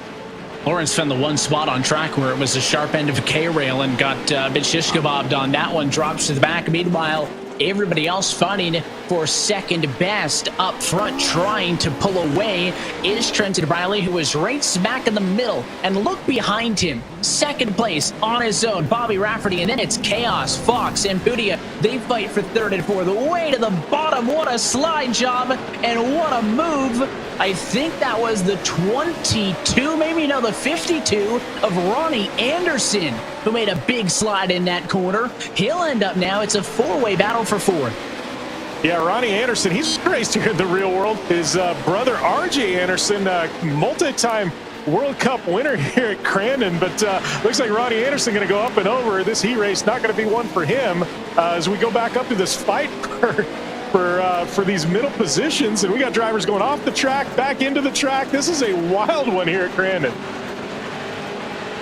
And still, even the teammates, you can see beating and banging just a little bit as they get together. But Briley survives the early race chaos and gets himself up, to a decent position to third. Had an opportunity to maybe lead for a moment, but Briley and Rafferty well ahead of everybody else, and he will lead now at the completion of lap number 1. Looking at the battle between Fox and company, this is back in position number 6. That's the 131 of Bobby Sant Jr. behind him. A small touch by Cameron Peterson, who again is looking to make up for a slow start. Started 14th. He's in P8. You got about maybe 6-7 trucks here, separated by maybe 2 seconds. Yeah, it is nice and tight right now, and they got a lot of breathing room, so you're going to see them start stretching their legs. So it's Briley, Rafferty, Ampudia, Prater, and Edmondson there in the mix. As Edmondson getting a look there at Prater, trying to tuck around to the inside of turn number 1. Nothing there. But look at him go all the way back to the inside. He is working all the angles here, Edmondson is, as he tries to get around that number 50 of Prater. Doing everything he can to try to pick up that position, but for the moment stuck behind. Now a slide to the inside. It'll get him alongside, but it's going to hurt him on exit. That's what Prater was banking on. Leave the bottom open. Edmondson takes that. He gets right alongside you, but you've got the traction off the corner, and you'll pull the advantage. Of course, the concern is if you leave the bottom open, you can give somebody an opportunity to maybe drive into your door and move you out of the way. We saw a lot of that early in this one, not so much maybe in the second half in these Pro 4s. The night's still young. There's a slide at the bottom, leaning on each other. Edmondson trying the long way around. Now it looks like he's going to tuck in right behind him as we've got this drag race all the way back into this tight hairpin corner. It's going to shoot you out to start another lap here at Crandon. Look at that, all the way to the bottom. Edmondson putting that right fender right on the tire there at Prater. Risky move. Didn't look like it ended up hurting either one of the trucks. We're going to see them go back in here and head down towards that barn corner. Looks like we'll get about 8, maybe 9 laps in with the timer in effect. Again, we go from 10 laps in the Pro 2s to 10 minutes. That's an important distinction, and you can see that countdown clock, top left corner of your screen. Up the road from these drivers, Alan and Pudi in the grass a little bit, but still good in third. Here's another challenge. Edmondson goes to the slide. They both saw it coming. What a cross by both the 10 and the 50. Yeah, he went from third to first to third in the matter of one corner. That's the gravel pit corner, you know, and like you talked about earlier, Evan, you know, you take that high line, you're going to open up the bottom. The problem is the run off that corner is really, really long into the next corner, so you lose all the momentum if you take that bottom line. It's a really tough corner to make a pass, even though it looks like it would be very easy. But it's all about momentum coming out of that. Looks like we've got a little bit of contact there with Ampudia and Edmondson. Leaning on each other and now wanting to join the fun is Peterson. Up to now position number 6, looking for more on the back of Edmondson. It is a 4-way battle. Prater through Peterson for 3rd, 4th, 5th, and 6th position. The track really thins up there for a moment, but again, there's a lot more room through a lot of these corners. And now it's Peterson to the outside of Edmondson here, but he'll have the preferred positioning down at this end of the racetrack. Give him the spot. We'll see if Edmondson can try to come back on him, but it looks like Peterson may win out and move him now to position 5. The 48 truck is digging. That 48 truck is definitely digging as he gets around his teammate Edmondson. Peterson and Edmondson, 2 of the best drivers in iRacing in short course here. You're going to get to see a couple of teammates who are some of the best in the world do battle. You know, and mixed in there, you've got Ampudia, who is, I got to tell you, Ampudia, Alan, he has been wicked strong here in this World Cup so far. He's been very impressive going head-to-head with all of these names who, as we talked about earlier, the big names in iRacing and virtual short course racing. He's going right toe-to-toe with them and is going to make it difficult for Peterson to get an extra spot. This group 5 seconds off of the race lead. I don't think a heat race win is in the books for Peterson, for Edmondson, but it's Prater and Ampudia that they're going to hunt on, and he'll slide down to the inside on the door, but Ampudia is going to get the run off of the corner. I think Peterson knows he can get this spot, maybe one more, with about 3 minutes left on the clock. Looking further back, Josh Fox had some contact early in this one. He rides right now 7th ahead of Brandon Proudfoot, and they've got a front row view of the battle up the road where Josh Edmondson nearly just went off track, and now he's going to be the driver to get around the 10 car as Peterson falls down to position 6. Yeah, Peterson dropping back a hair there as we get a look at Brandon Proudfoot now.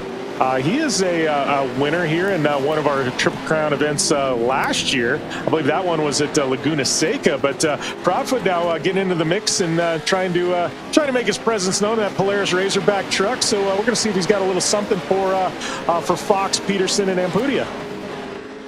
Doing what he can. Clock working against all these drivers now. They, in the case of, Josh Fox up 3 spots, Cam Peterson up 8, Bobby Sant Jr. Down a spot. So they've certainly been trying to beat up on the 131 just a little bit and try to make some moves and up the road. You can see a touch and Ampudia is going to get turned. Peterson too aggressive. He's on 2 tires in a round, and Cameron Peterson pushed the issue, and that's going to be more points thrown away.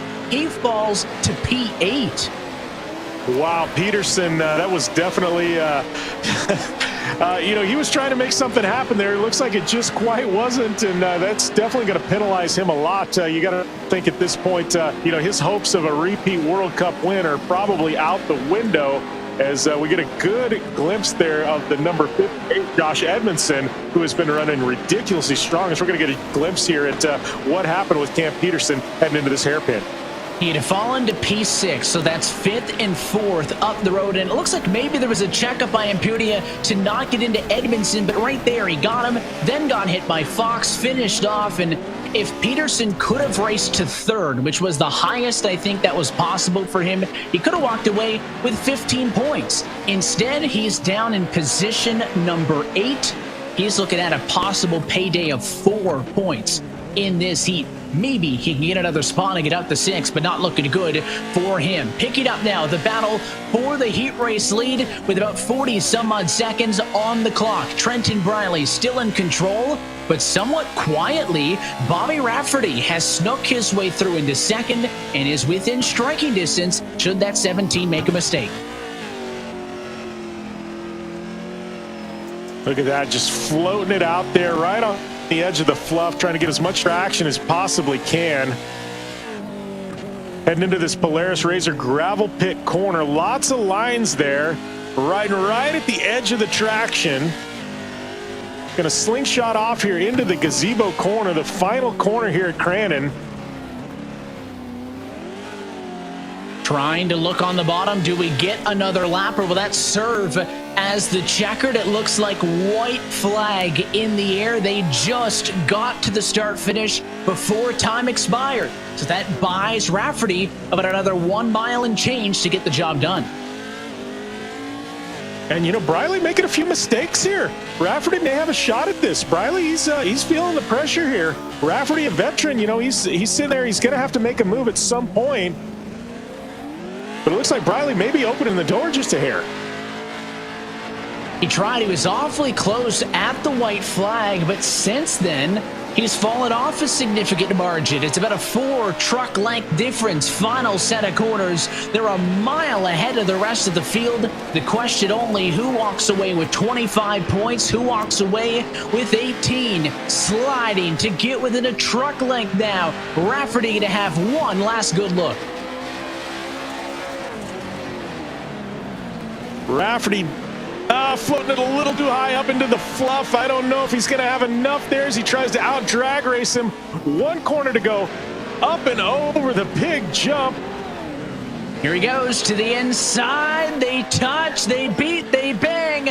A photo finish over the line. But Trenton Briley will hang on by 4/100ths of a second. Wow, you want to talk about a nail biter of a finish. Rafferty waiting until the final corner. Briley opening it up. Went to inches there, Evan, but Briley able to hold him off and get that 25-point bonus. Rafferty gonna have to settle for 7 points back with 8 points. That's exactly what you want to see right there. They're leaning on each other. They're using the fenders, but it didn't just take him out, right? He gave him a chance, slowed him down a little bit. And an incredible side-by-side finish. Look at the margin of victory, 4/100ths, 45/1000ths of a second as Trenton Briley gets max points for the heat race win atop Bobby Rafferty. And all of your top 10 finishers in the points. It'll be Mason Prater, Josh Edmondson, and Alan Ampudia, with Bobby Sant Jr. down through the rest of the running order. These drivers, Lawrence, Anderson, Biffle, Pastrana, no points, but they get preferred grid positioning for the 15-minute feature. So you thought that one land rush start was fun enough. Let's do it again and look at the grid for Heat Race 2. Landon Castle, Bucky Lassick alongside each other with Ron Capps and Parker Kligerman. Sean Stratton, Dave Bodio, your top 6. Joe Lusk and Gary Green, your top 8, with Connor Parise and James Ambrosius, that 10-wide front row. And wide front row. Oh man, this is going to be exciting. As we saw last time, Evan, I mean, there was a little bit of choke up there with Biffle and Pastrana, jumping the gun a bit, got into it with each other, and a couple other drivers had to shuffle to the back, as we already see a couple of drivers there jumping the gun, back it up. There's a lot of strategy goes into here as we are green flag race. Look at those 2 in the second row diving all the way to the left, trying to avoid the chaos.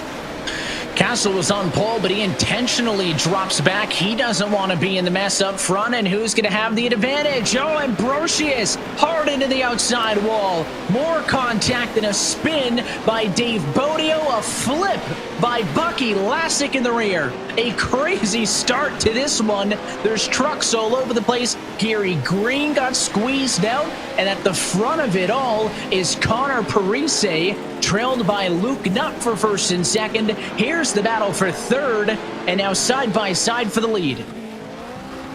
side by side for the lead.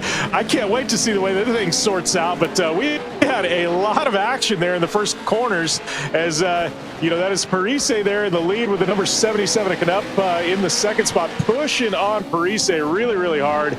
Luke, a winner here at Crandon in one of our events late last year. You know, so he's no stranger to this track. It looks like he's really pushing on Parise there. You'll see left-hand side of your screen for a moment, Bucky Lassick is being shown up front. That is not true. He wrecked and had to take a virtual tow to pit road. Technically, he's ahead of these drivers on the running order, but he and Ambrosius, that scoring to update once lap number 1 is complete. Those two drivers had to take a tow. They're on the hook to pit lane, and they are done for, at least all intents and purposes, a good points finish in this one. But the challenge for the actual top position continues, and it is on each other's door between these two. Not a lot of space. A little bit of a rough landing by Luke Canup that time. It'll open things up slightly for Parise as we ride with 177. Yeah, going on board with the 77 on the hunt for Parise. Parise, one of the veterans, really been around the iRacing service for a long time. You know, and it looks like he's got a pretty good run on him. We're going to see if he's going to pull the outside-inside move all the way to the outside. No, there's nothing on the inside. It looks like they're going to slam the door, make Luke take the long way around the gazebo turn here. A long 10 minutes when you're under a blanket like this. What we saw in that first heat was that it was a great battle for the win, but they were able to pull away. That is not happening in this one because joining the party now is Connor Berry. Not that much further behind. Joe lost Colton Heitritter in a good battle for 4th and 5th at the moment, but you got 3 trucks on top of each other for the lead, and it looks like they're all pretty evenly matched right now. Yeah, it looks like Connor Berry giving Luke Canup a little love tap there. But, you know, I did see on that last straightaway, one Ron Capps kind of sneaking his way into things as well. He's somebody who's been on his lid a few times and not the objective ever, but has been able to be clean in this one and is running well in position number 6, just outside of that group of top 5. Your top 5 all separated by about less than 2 seconds or so. So Ron Capps just on the outside of that. If he can hang on to finish in this position, he could pay out 8 points. That could be big for him for trying to get a good finish in the overall standings when the night's all said and done. Side by side up front, and he's got a great view of the battle for the lead. Not as good as the battle or the view from Connor Berry. You ride on board with the truck in 3rd. You can see your leaders all over each other, and a misstep by Connor Parise. He'll go 1st to 3rd. It's Canup now back on top.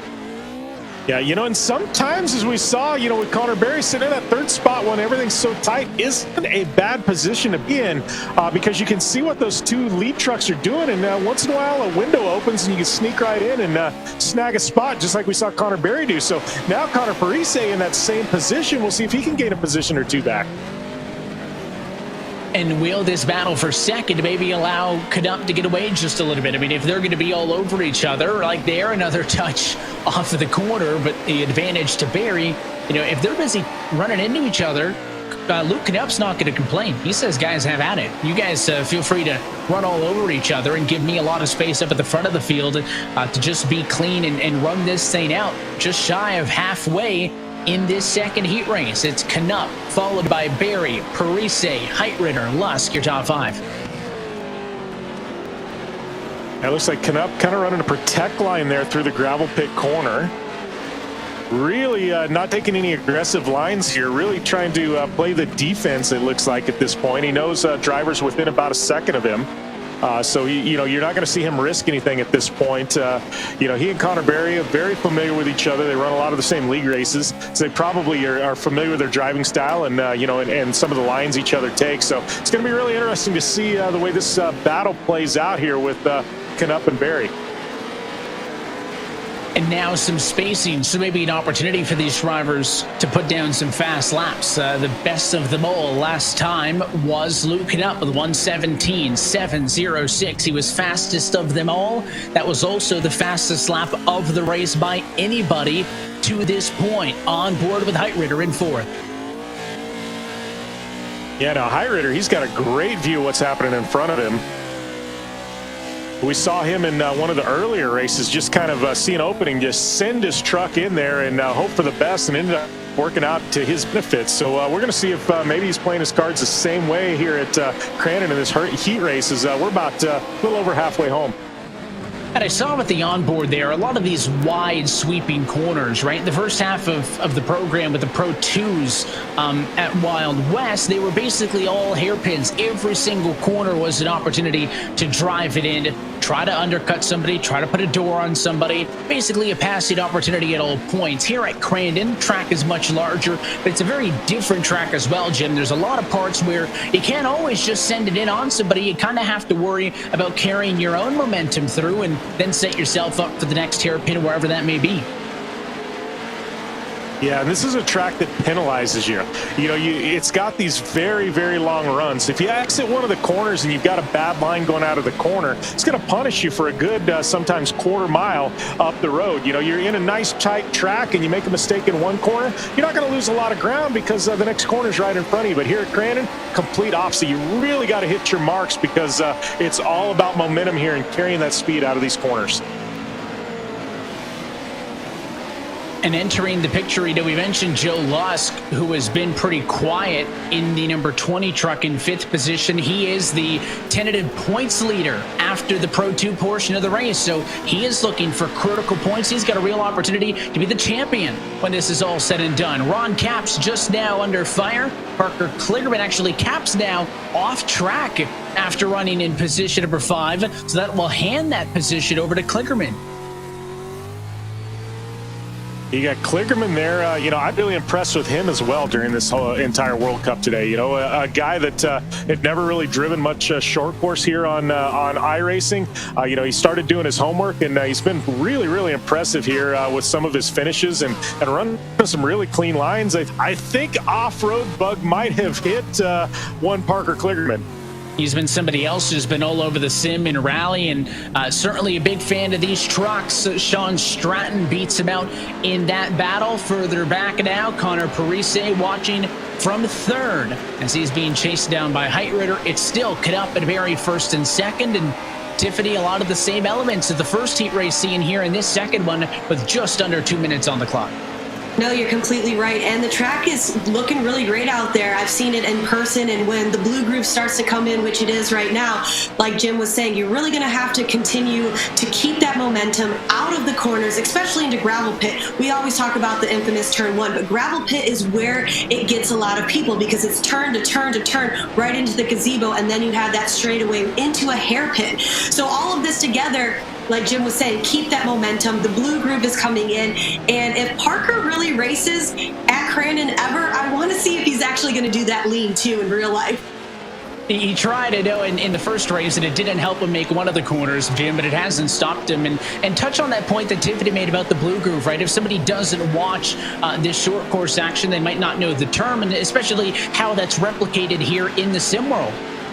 Well, you know, and as you can see, you got that light and the dark dirt, you know, and that light dirt, as you see, starts getting dark again, and that's when the blue groove starts happening, and that means you've got a ton of traction. And the interesting thing about Crandon is you see that transition from light and dark dirt.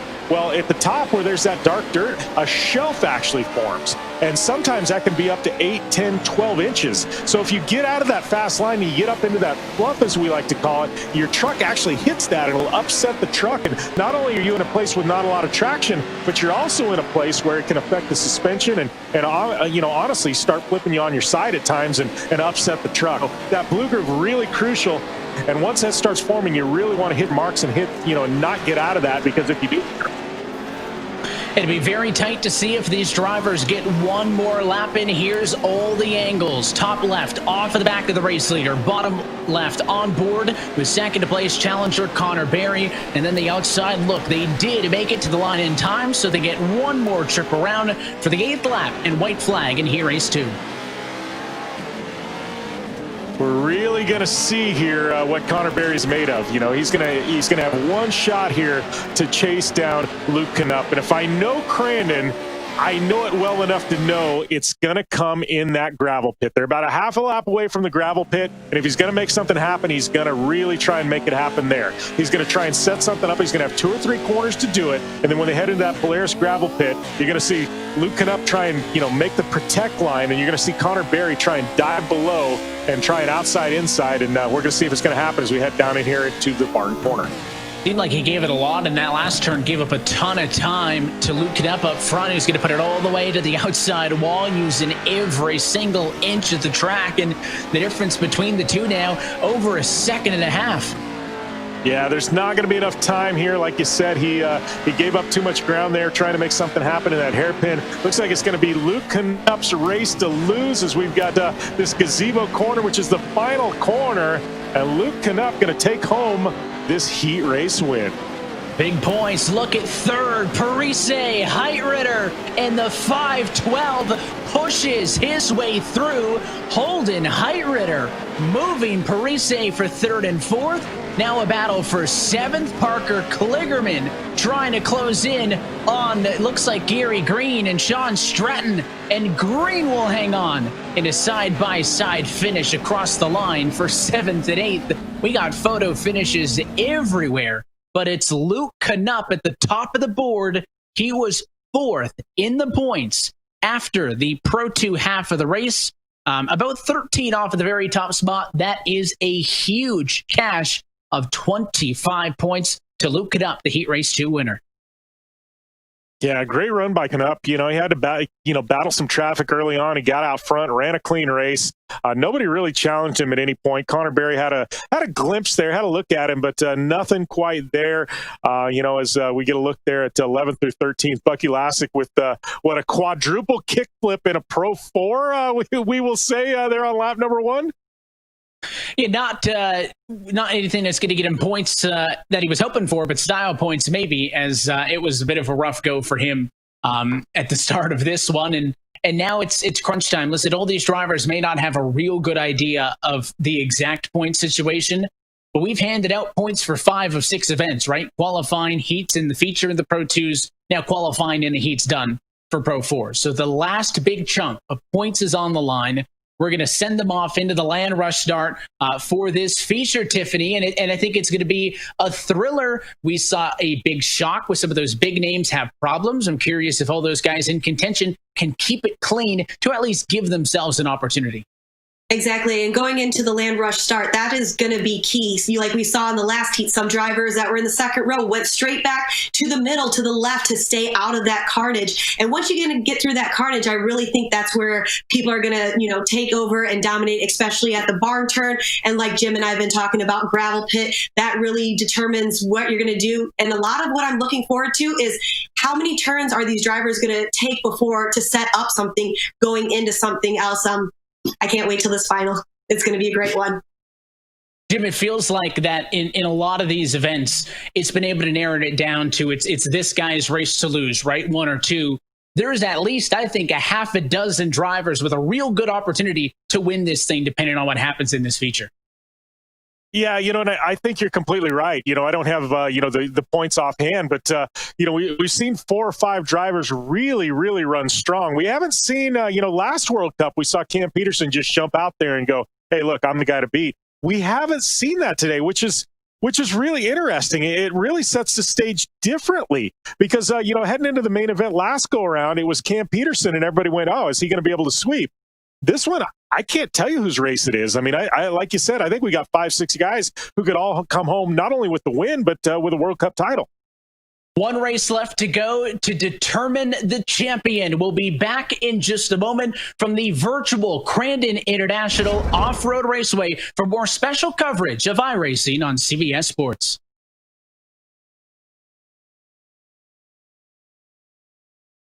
Born for competition.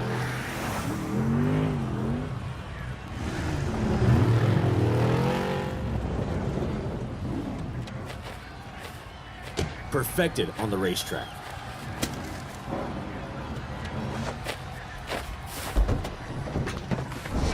For whatever your road looks like.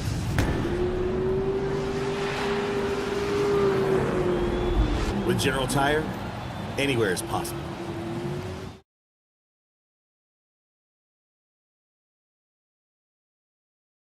Take your driving to the next level at Dirtfish. Gain confidence behind the wheel of an all-wheel drive Subaru STI or rear-wheel drive BRZ. Get sideways with skills on gravel, mud, and tarmac. Dirtfish offers programs for every driver. Visit dirtfish.com for details.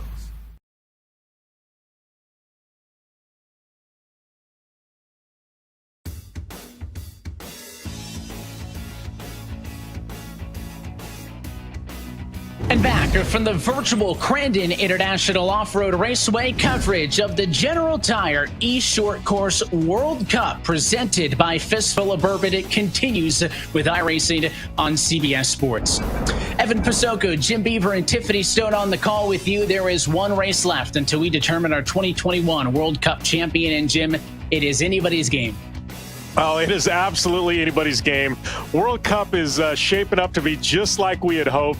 A shootout down to the final round. We got a lot of points still up for grabs. It's anybody's game. I think we got about 5 or 6 drivers who have a real shot in not only taking home the win, but crowning themselves World Cup champion. I know Joe Lust, the winner there at Sparks with Wild West Motorsports Park. We'll see if he can sweep the 2 main events. That's one of the storylines heading into this. Yeah, I got to tell you, this is going to be a lot of trucks on track here at Crandon. This turn 1 shootout is going to be epic. I am definitely looking forward to this one.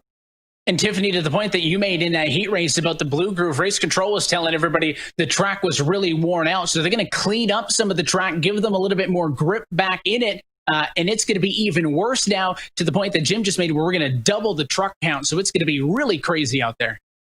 Exactly. And I know I keep bringing it back to, turn 1 and everything, but going off of what you said, double the trucks. We've already seen the carnage going in there. Who's going to take the whole shot? And this right here is going to determine where you're going to get the lead and who's going to be in the lead. Because if you get caught up on all that carnage, where do you go from there? And so I'm ready to look forward to that one. One more look at the track map, the virtual recreation of the Crandon International Off-Road Raceway, 1 3/4 mile, 8 turn, as we get set for a 15-minute timed feature race in the Pro 4 trucks with a competition caution at the halfway point. We are going to stack them 3 rows deep, 27 trucks in total, and it is another invert. So Travis Pastrana, Landon Castle, Greg Biffle, Bucky Lassick, with Ronnie Anderson, James Ambrosius, Mikey Lawrence, Ron Capps, and then you've also got Rodrigo Ampudia and Dave Bodio on the 10-wide first row. Yeah, it looks like Cam Peterson sneaking in there in the 7th row. That's going to be an interesting thing. Normally Cam would be starting all the way back in the 14th spot there, or at back of the field, excuse me, in 28th spot. So, interesting one to watch is going to be Cam Peterson there. As we see, it looks like Ronnie Anderson jumping the gun just a bit. And we're racing for the Pro 4 feature. Maybe a false start for Anderson. How are all these trucks going to fit into the first corner? There's a huge flip towards the back. Up front, Pastrana leads. He gets tagged, and out in front of all of it for a brief moment may have been Dave Bodio. He now gains control. Ambrosius is in second. Ron Capps into the outside wall.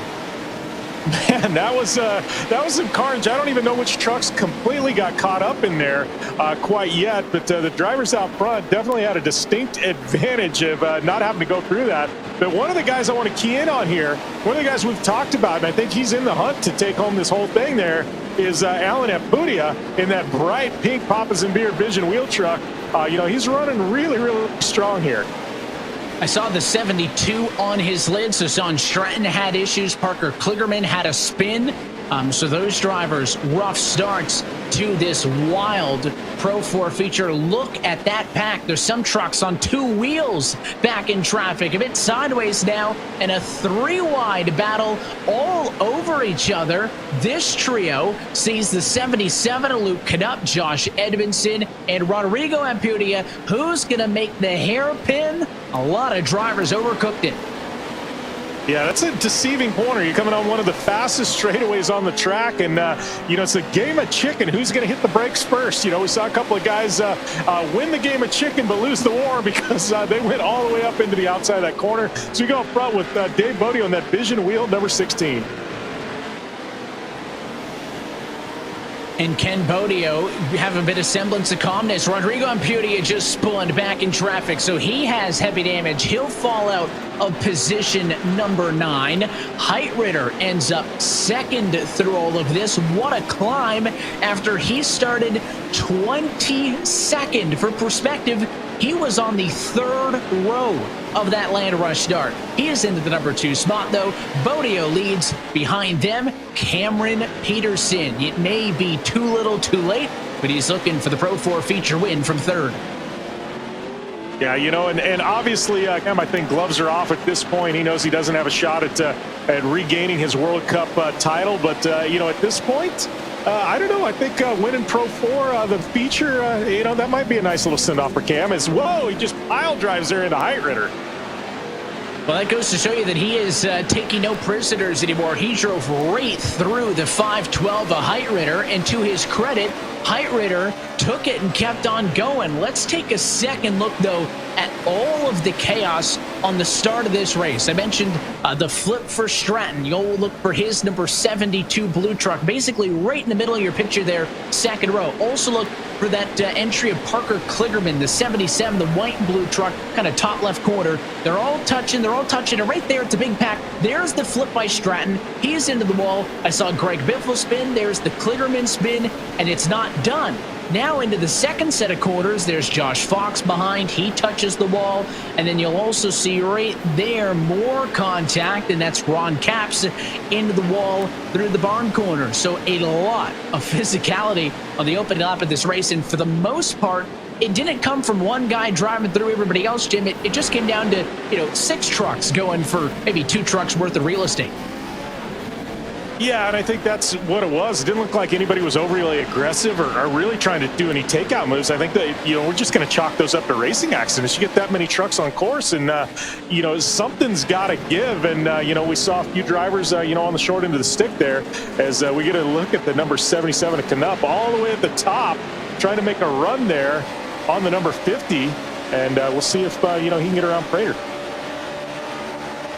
Doing what they can. You can see 1st and 2nd with a pretty significant advantage right now over the rest of the field. 3rd going to be a good question mark, and then back here in traffic where we're watching, where that 77 of Canup is all over the back of the 50 of Mason Prater in front of him. Prater made the pass, and I think Canup going to do his best to get that spot back from him. He'll look down to the bottom. This is the final set of corners. Then they'll go over the jump here, the right-hander, and it is a very short dash off of this turn to that start-finish right there over the hump and across that finish line. So that's something else that's very important. Let's watch how this all unfolded up front in the battle for the race lead. You can see the 16 machine of Dave Bodio had it. Here was Heitritter, a slide, a touch.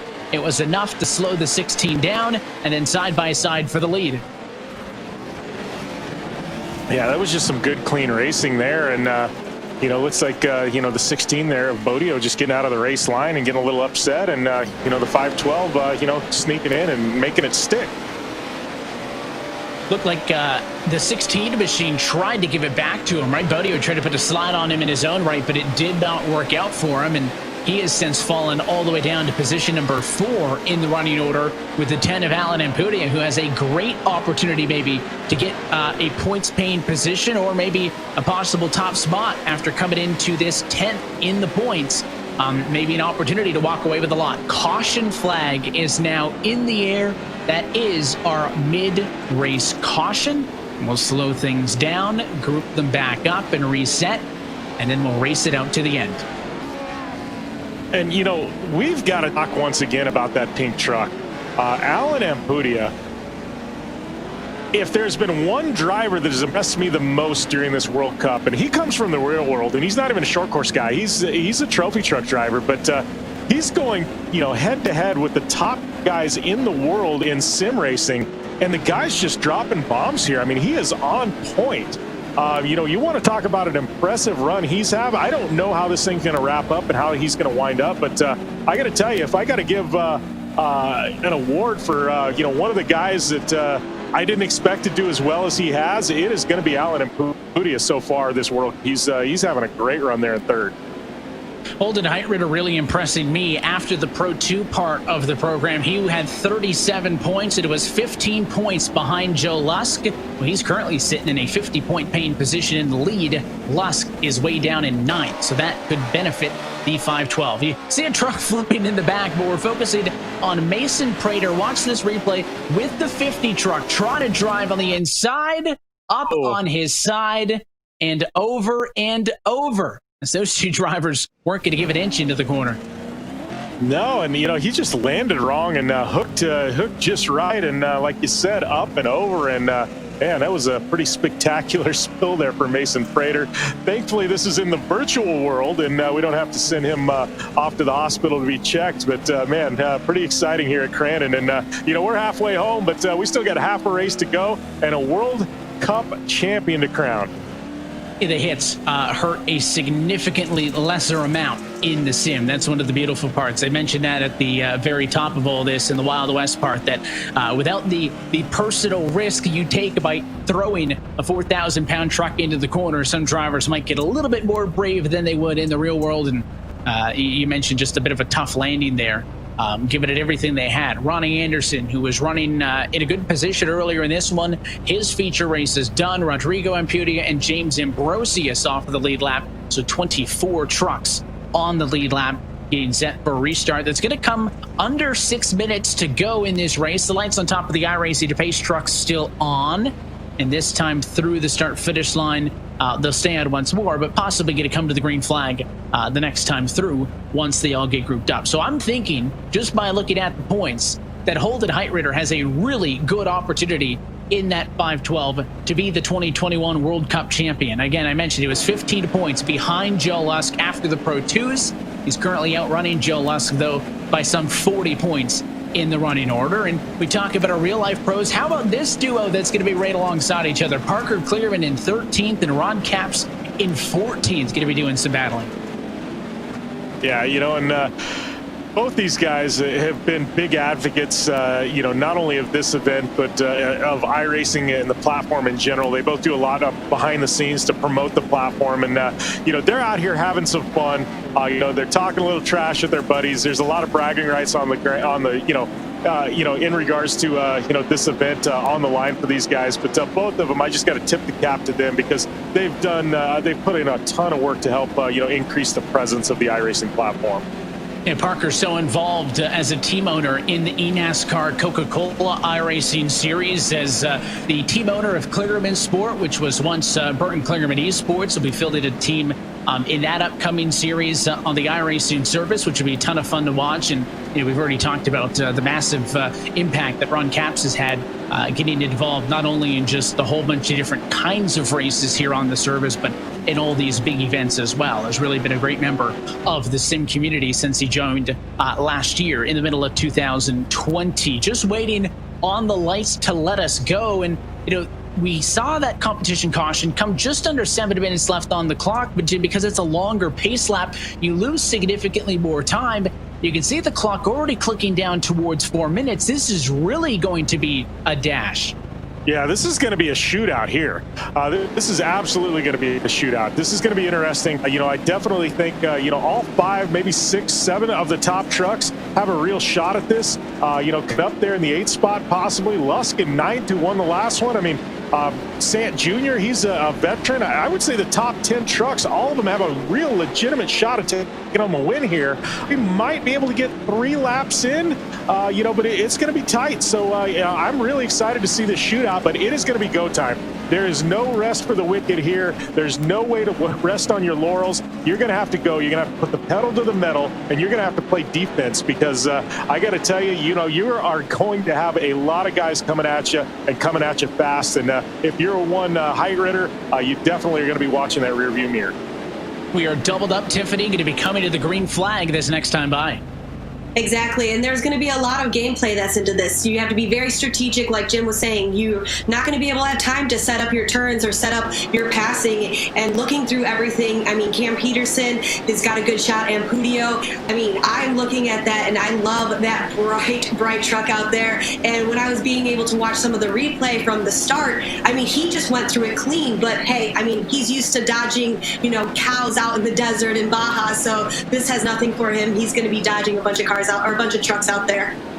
Yeah, a couple of virtual trucks won't hurt, so we'll see what he can do in this one as they come through. You can see the finish line there. That is where we'll go back green, so a couple of sets of quarters. It looks like, based on the time on the clock and the average lap time here in the sub 1 minute 20 second range, we're going to be right on the border of a 2-lap shootout, I think is going to be the number. So you will have 2 laps to go when this race restarts to determine the Pro 4 feature winner, and evidently to determine the General Tire eShort Course World Cup presented by Fistful of Bourbon champion. Pace truck off and away, Holton Heitritter alongside Cam Peterson, going to control the field as the clock winds down, and they keep them at a slow roll. Pace speed 45 miles an hour. Now into the final corner. They'll set up, put the right foot down. Green flag flies. We're back underway. Here comes Peterson for the race lead. A little bit of bumping and banging there. And Pudia taking the short way through the grass, putting a fender there on Peterson. Heitritter, what he's seeing. Well, Peterson all the way up on the bike, get a little love there. Looked like from Connor Parise. Meanwhile, Heitritter, he's out front, loving this. Nobody's got anything for him right now. The more they fight for second on the back, the more he enjoys it. They are all over each other. You saw Peterson get a move. Look at the slide there into the door of Ampudia. I think that was the big slide courtesy of Dave Bodio who got into him. There's flipping in the back of the field. That might have been Josh Fox, who I saw on his lid. James Ambrosius, Gary Green, also in the vicinity of the chaos. Again, looking for the white flag next time by. Heitritter leads, Ampudia is second, and we are 3 wide for third. Wow, what a shootout, what a battle here. All the way to the bottom is Bobby Rafferty. Well, and we've got the 16 of Bodio up into the marbles. He's going to come back down and see if he can resume without getting hit. But wow, what a battle we've got here for these final couple of spots. Every last point on the line. These drivers know it. They're trying to scrape by. They're trying to get as many points as possible to try and factor into this World Cup championship. They are showing the sense of urgency. Bodio going to get things back on track in position 5. He'll get crossed up now and be side by side with the 77 of Luke Canup. They touch. You can see even further back, more beating and banging. This is Cam Peterson and company on back. You got Barry, you got Briley, Parise, and Edmondson all throwing it into the hairpin corner. The 22 truck gets turned. Your race leader, bottom right corner of your screen, Holton Heitritter, trying to close this one out. Yeah, and it looks like we're going to time out here, so I think this is going to be the final lap. I don't think we're going to get another one in. Heitritter, he is in the catbird seat here. A massive lead over Ampudia in the second spot. He got a decent finish in the first feature of P10, but he had accrued a lot of points through the rest of the evening. Everybody else going to scrap for every last bit, but Holton Heitritter looking for a knockout punch in the Pro 4 final. He'll take the checkered flag and win the Pro 4 feature at Crandon. A huge pack. Final quarter from Connor Berry on back. That was for P6. Here is the 77, Parker Kligerman, sliding across the line for P17, top to bottom, giving it everything they had. Wow, what a race, what an event. Man, this is going to go to the scorecards here, and we're going to tally up some points. But I got to tell you, top to bottom, whether it was heat races, whether it was Pro 2 main event, Pro 4 main event, man, this definitely delivered, and you got to give a lot of credit to the 512 Holton Heitritter. A lot of pressure. He was able to hold on here to take home the win at Crandon. And he'll get the 50 points courtesy of this feature race win.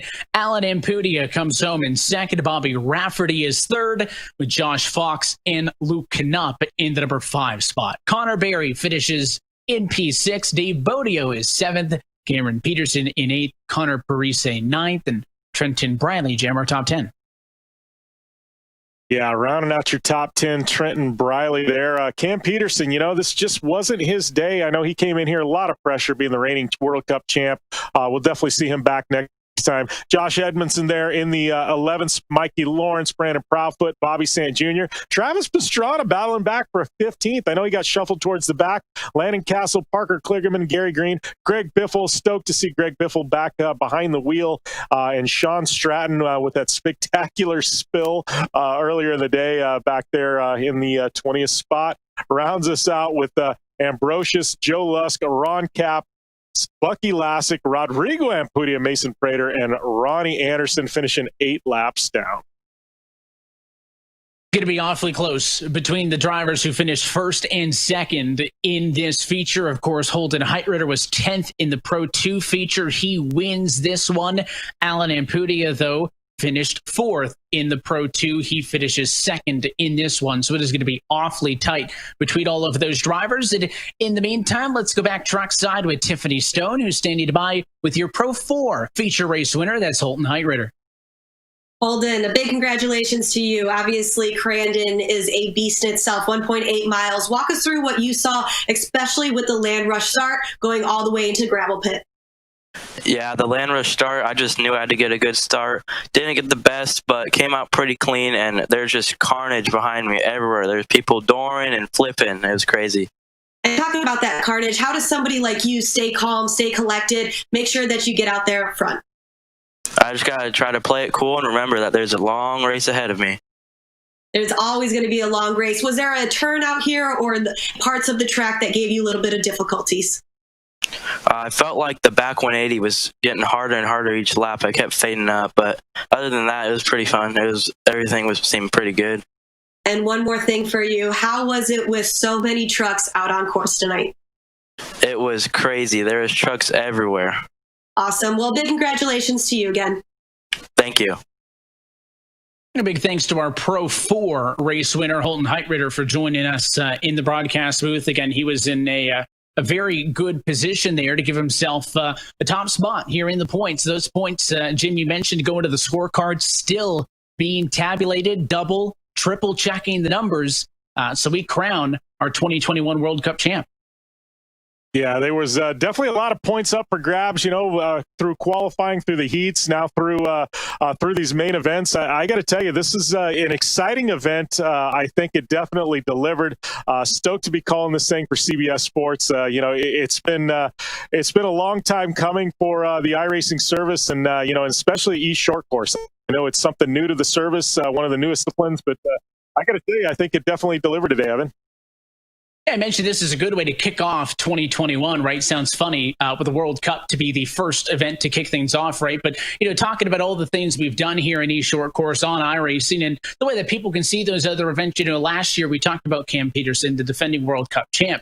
It wasn't just that one event, Jim. Tons of different events were hosted. I'm sure more events still to come this year that were used to qualify for this. I don't think it's too early to mention your top 5 finishers in this race tonight get locked in to the 2022 World Cup. So always looking towards that next step to continue to grow eShort course. Yeah, and they're already locked into 2022, but more importantly, the World Cup is the start of our Triple Crown. So there's 2 more major events coming. One will be in the dirt and one will be on the pavement. We haven't determined what those tracks are going to be quite yet. But yes, the World Cup, just the start of our Triple Crown. So there is a whole lot more on the line here with eShort as 2021 progresses. I was just looking at some of the other names that have won the events, right? Cam Peterson, Brandon Proudfoot, the Pro 2 Invitational winner from last year. Cam Peterson won the Pro 4 invite, Tiffany, but then we also saw other guys, right? Like Luke Knupp get the Crandon World Cup last year. Brandon Proudfoot, winner of the Pro 2 Showdown. This is an ever-growing part of the iRacing and the esports community, and I'll throw it all the way back to the very first point I made, that maybe at the start of last year, those drivers with a lot of sim time had a big advantage. We saw a lot of the real-life pros step up today. I saw a lot of them, and what's so great about that is a lot of these real life pros have raced out on Crandon, but you have the Luke Canups, you have the other ones, the Brandon Proudfoots out there, and it was great to see that. And unfortunately, with Cam Peterson, it wasn't necessarily his night. But what's so great about it is just to be able to see all of these drivers to come together and be able to see this. I've seen this track in person. Jim's seen this track in person, and it looks so real out there. And I know the drivers are having a great time as well. And it's officially on my bucket list. We'll toss things right back over to you. We now stand by with Alan Ampudia, who came home second in this Pro 4 feature. Alan, I've never got a chance to talk to you, but you just killed it out there today. Through the land rush start, you were super clean. I made the joke that, hey, out in Baja, you're used to dodging cows. How was it out there dodging 20-plus trucks for a land rush start at the infamous Turn 1?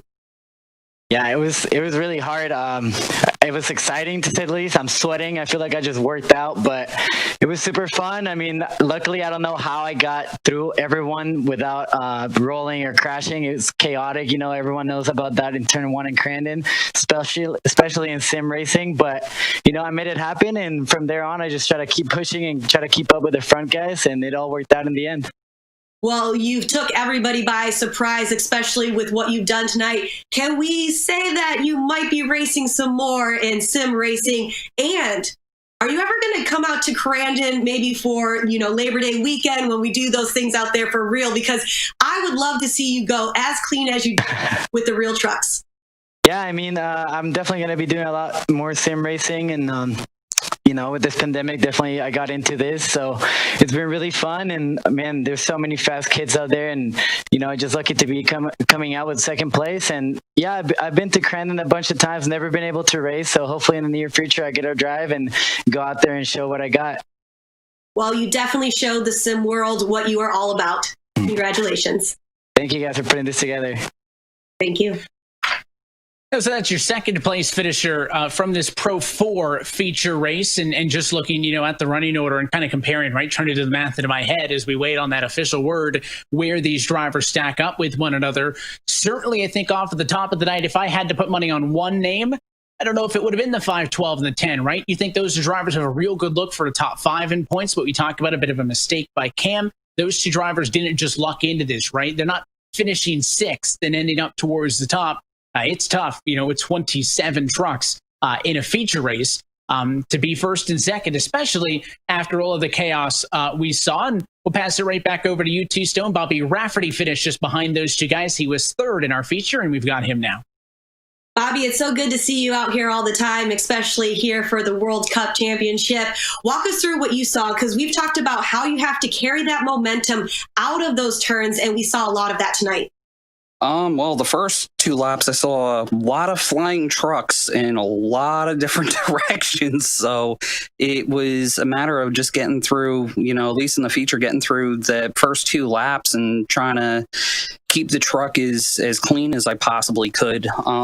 It was definitely very busy, but a lot of fun.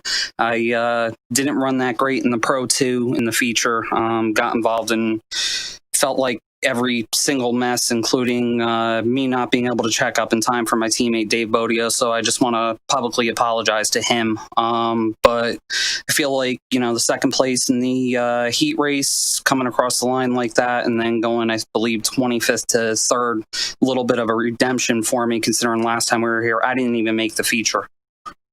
Well, going off of that, especially with you just talking about your Pro 2, for our viewers that aren't very, sure about a Pro 2 versus a Pro 4, what's the main difference, especially in sim racing? The Pro 2 is a lot more, to me, of a finesse vehicle, and the Pro 4 is, you can really just wring its neck, being 4-wheel drive, obviously. Coming from my real life racing background with, pavement modifieds where we've got 15-inch slick tires, you can really wring those cars necks. So it suits my driving style. I feel a little bit better, but, worked a lot with my teammate Josh Edmondson this week, worn out, as you guys can hear. But worked with him a lot this weekend and, he got me where I needed to be, because the start of this week I was way off pace. Well, you've done it here. It's good to see you out here. It's good to see you in the top 3. Congratulations again. Thank you very, very much. And just real quick, I want to thank my team, Jim Beaver Esports, Fistful of Bourbon, Winners Get Whiskey. I couldn't get it done, but congratulations to my teammate, Joe Lusk. Also want to go ahead and thank General Tire, Vision Wheel, the Motorsports Drop with Chris Leone. Also one of my personal sponsors, two of my personal sponsors. I want to thank Sans Racing Fabrications and 07 Designs. This one means a lot. Today is the day 9 years ago I lost my father. So today's a pretty emotional day for me, and you know, this one means a lot.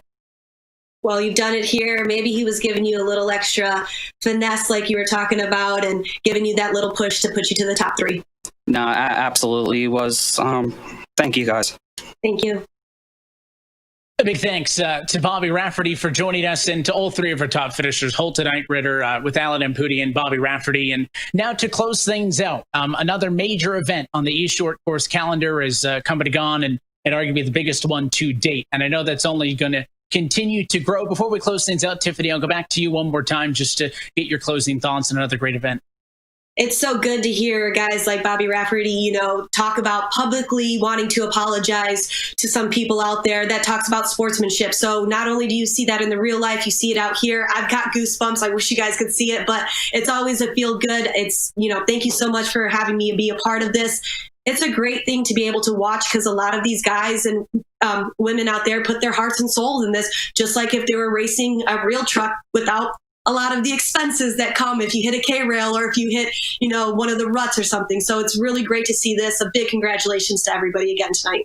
Yeah, nobody in their right mind would let me get behind the wheel of a Pro 4 truck, but I can do it on the service safely. So if you want to do it at home and you enjoyed it, go to iRacing.com/membership for more info. And Jim, for all of the work that your team has done behind the scenes for getting this involved, to see the real life guys go head to head with the sim pros, the blending of those 2 worlds for this World Cup was always the best part, I think. Yeah, you know, this is one of the few places where we can blend the real world with the sim world, and you know, and a little bit in between. I always enjoy this. I know we're getting word now that Holton Eitritter is our World Cup champion for 2021. So big shout out to Holton Eitritter. A great evening for him. Big shout out to everybody that came out and supported this event. All the sim drivers, all the real world pros. I know, you know, especially in the real world, we've got a lot of events starting to get rolling, and you know, just stoked that everybody was able to turn out for this event and make it so amazing. I said at the very end, he was hoping that that win in the Pro 4 feature was a knockout punch. It was, as he ends up on the top of the podium at the end of the night. That's it for us, though, here for the virtual Crandon International Off-Road Raceway. So for our entire team at iRacing.com, and on behalf of the broadcast crew tonight, for Tiffany Stone, Jim Beaver, and myself, Evan Pasoko, I want to say thanks for joining us, and congratulations to Holton Eitritter, your Jim Beaver Esports General Tire eShort Course World Cup, presented by Fistful of Bourbon champion. This has been a special presentation of iRacing on CBS Sports. We'll catch you next time online.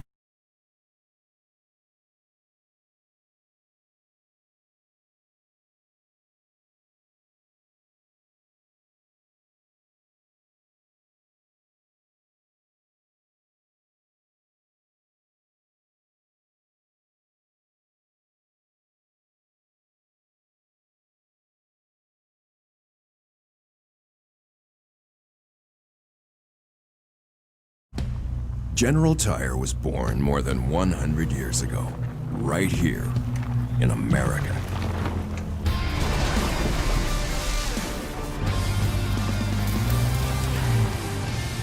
We've spent the last century tackling every kind of road this country has to offer, and especially the places without roads. So you know that with General Tire, anywhere is possible.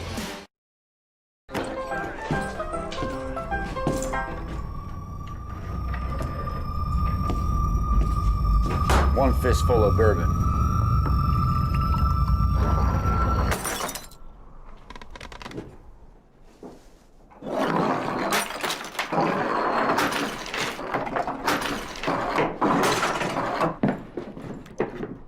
Who's doing that?